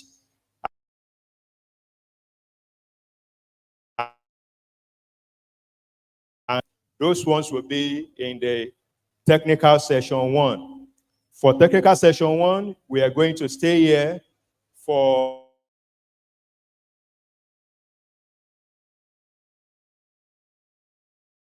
session 2. The group is chaired by Dr. Victor Ije, and the rapporteur is Dr. Kazim. Dr. Victor Ije is the chair, and Dr. Kazim is the rapporteur. So the plenary session 2 consists of sub-team 1, policy issue, sub-team 4, entrepreneurship and agricultural business, sub-team 6, research and innovation, and sub-team 7, climate change. We are going to be holding it in front here. All those in group 2 will be taking this front place tomorrow. Plenary session 3 is sub-team 8, agricultural production, processing and marketing. So we'll be holding our session at the back over there. Sub-team 8. Then the plenary session 4 is, section 3 is being chaired by Dr. Samuel Agbidi, and Dr. Lawa will be the rapporteur. Dr. Samuel Agbidi will be the chair, Dr. Lawa will be the rapporteur. Plenary session 4 comprises of sub-team 10, sustainable farming practices, sub-team 11, knowledge transfer and extension services, sub-team 13, wildlife, sub-team 15, 21st century skills, smart agriculture, and Artificial Intelligence in Agricultural Education. And Subteam 16, Precision Agriculture. It's going to be shared by Dr. Onikbede Omoleye, and Dr. Joseph Indem, who is going to be the rapporteur. We'll be taking a corner there at the back tomorrow. And the fifth group is all those that wants to present using the virtual medium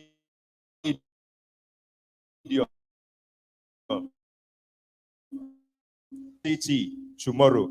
And the chair for that is Dr. Ononuga tomorrow. So before then, we are going to be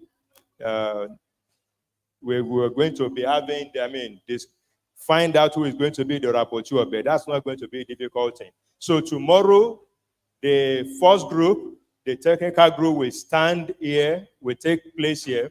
The second group will be in the front here. The third will be at the corner there. And the last group, the group 4, will be at the right-hand corner. And the last group, the virtual group, will be holding at the ICT. So for those who will be having the virtual, I think there are about 8 or 9 of that at present. I'm already through. I thought you want to add to it. Thank you, Professor Omobolanle Nasiru, the chair of the technical sessions. I think, okay, now we are going to have this order of photographs. All of us in Ashwebi, we have the privilege of coming together to have the picture with the national president and our KBAC. If you are not in Ashwebi, don't join us. Clap for those of us in Ashwebi now. Then all the national officers will have a group photograph with the lead paper presenter as well as the dean of my college, with the VC of Lastwed and all other functionaries here. KBAC will surely be one of us. Then lastly, outside there, all my lovely students, clap for yourselves. You have been wonderful. Already you have 2 questions coming from here in my exam. Yes. Especially from the lead paper presenter. You have 2 questions already. So I don't know if you have not taken any notes or you're low. So on that note, let me thank the MC, because he will not have opportunity to thank himself. Can you give him a round of applause?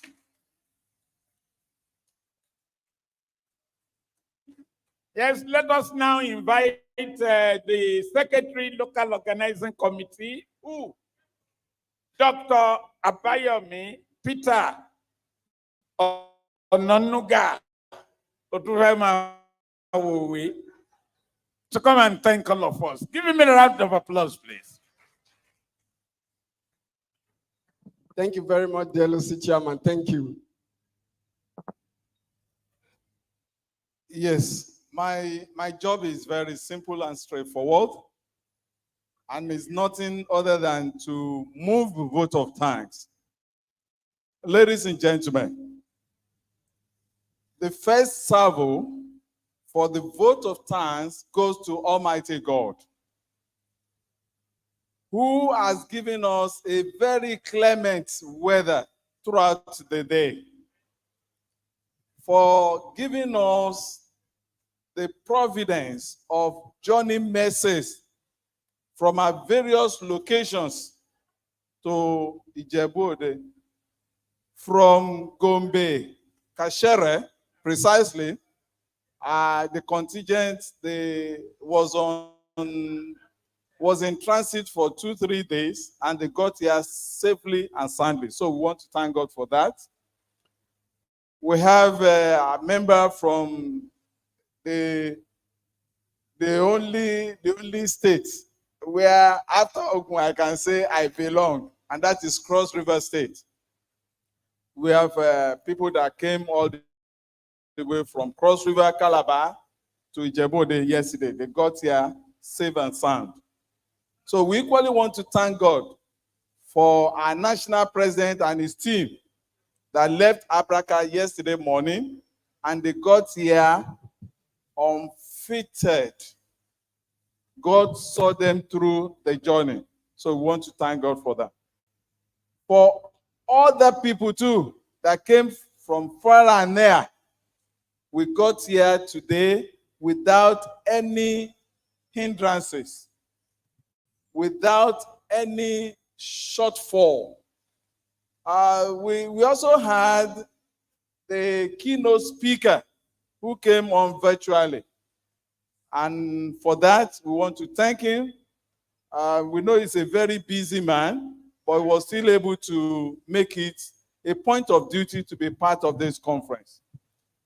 We must specifically and specially thank our lead paper presenter, though one of us, but we still must thank him that he, first and foremost, he admitted to come in and do this assignment for us.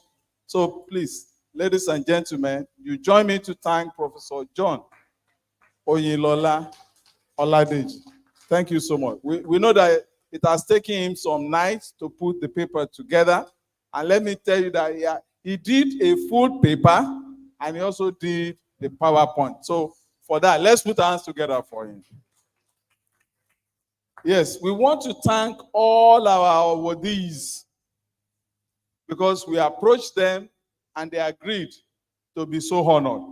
So we thank them right from the chairman of the occasion, His Excellency, distinguished Senator Sefiu Adegbenga Kaka, who was here today. He's also a very busy man, but out of that busy schedule, he still found his time to be part of this event. We want to thank the Vice Chancellor of Lagos State University of Education, ably represented by the DVC academic. You are most thankful, sir. God bless you. Ladies and gentlemen, we cannot but thank everybody, but I must also be able to point out some groups of people that have contributed immensely to the success of this program. Let me thank the media team. Please, can we put our hands together for the media team? They have done wonderfully well. So we cannot thank you enough, but let me say that we appreciate all of you, severally and individually. God bless you. Okay, ICT on one hand and the media team on the other hand. We also want to thank our Kábíyèsí. Kábíyèsí o, kádé pẹ́ lórí, kí bàtà pẹ́ lẹ́sẹ̀. Ẹṣin ọba jẹ òpó pẹ́pẹ́pẹ́pẹ́. A máa rí yín bá o. Àwa náà kẹ̀, a máa jùnù lẹ́yìn wẹ́n o bá mi. Ògiri màdàgbó. Ògiri màtẹ̀ẹ̀tẹ̀, bàbá nìyẹn. Akínílé akínlógo, Kábíyèsí o. Ẹ pẹ́ fún wa sà, a dúpẹ́ púpọ̀ lọ́wọ́ yín. Gbogbo ìgbà tá à ń rí yín, inú wa ń dùn. A ní rí yín kí inú wa kó bàjẹ́. Ẹ̀yin náà ẹ ní rí wa kí ìbànújẹ́ kó dé bá yín. Ayọ̀ la máa ríra wa sí. Yes, I want to thank very immensely our students, the undergraduate and the postgraduate students that are here. Great Nigerian students! And the greatest Nigerian student, greatest Bagba, greatest Gogo, Kulu. Ladies and gentlemen, we must, because if we don't do it, posterity will also not forgive us. We must sincerely thank the Vice Chancellor of this great university, Professor Oluwole Sikirulahi Banjo. The Vice Chancellor is unavoidably absent, but there is another Banjo that's student, through of us. So we want to thank him because I recall very vividly about 6-7 months away, Abi, when we were in Abraka, when we got to that point, it was just a call to him and he accepted that we should bring the conference back home. So we want to jam our hands together for him, this opportunity, and for hosting this conference successfully. Ladies and gentlemen, let me thank the LOC, because day and night, morning and evening, war and Jojo, everything went into putting this beautiful conference together. So we specifically want to also isolate the local organizing committee. We thank you for doing your bit, for doing this human job by giving us this beautiful occasion. So once again, want to say we thank you one, we thank you all. God bless you all. Thank you, sir. I also want to thank the Secretary of LOC for working on me. He has been working silently to ensure that I do my job very well. Please put your hands together for him. Thank you very much, sir. Now we have come to the end of the opening ceremony. Now, before we take the photograph session, we want to end the opening ceremony with a national anthem. The old national anthem is now the new, yes.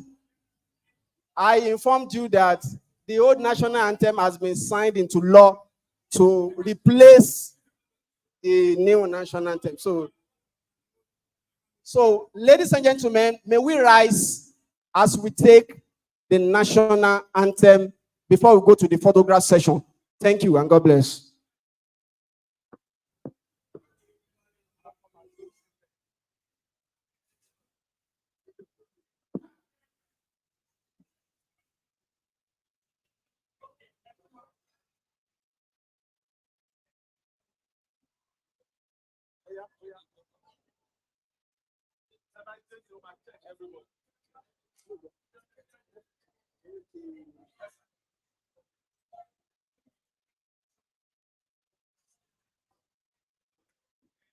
Nigerian national anthem. Mr. Albert Congo raises the flag of the new nation.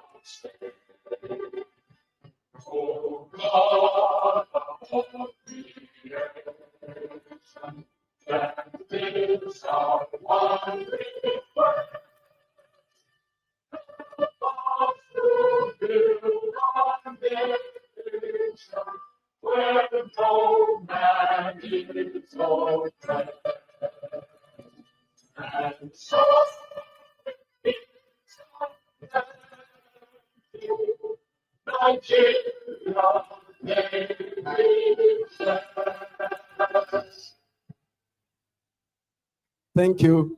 To the Nigerian national anthem. Thank you.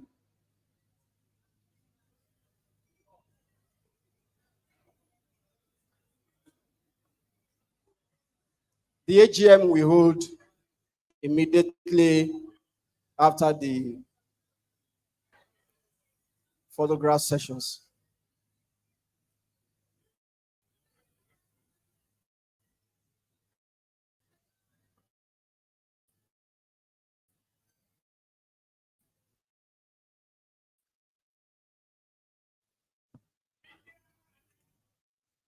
Media and ICT. First,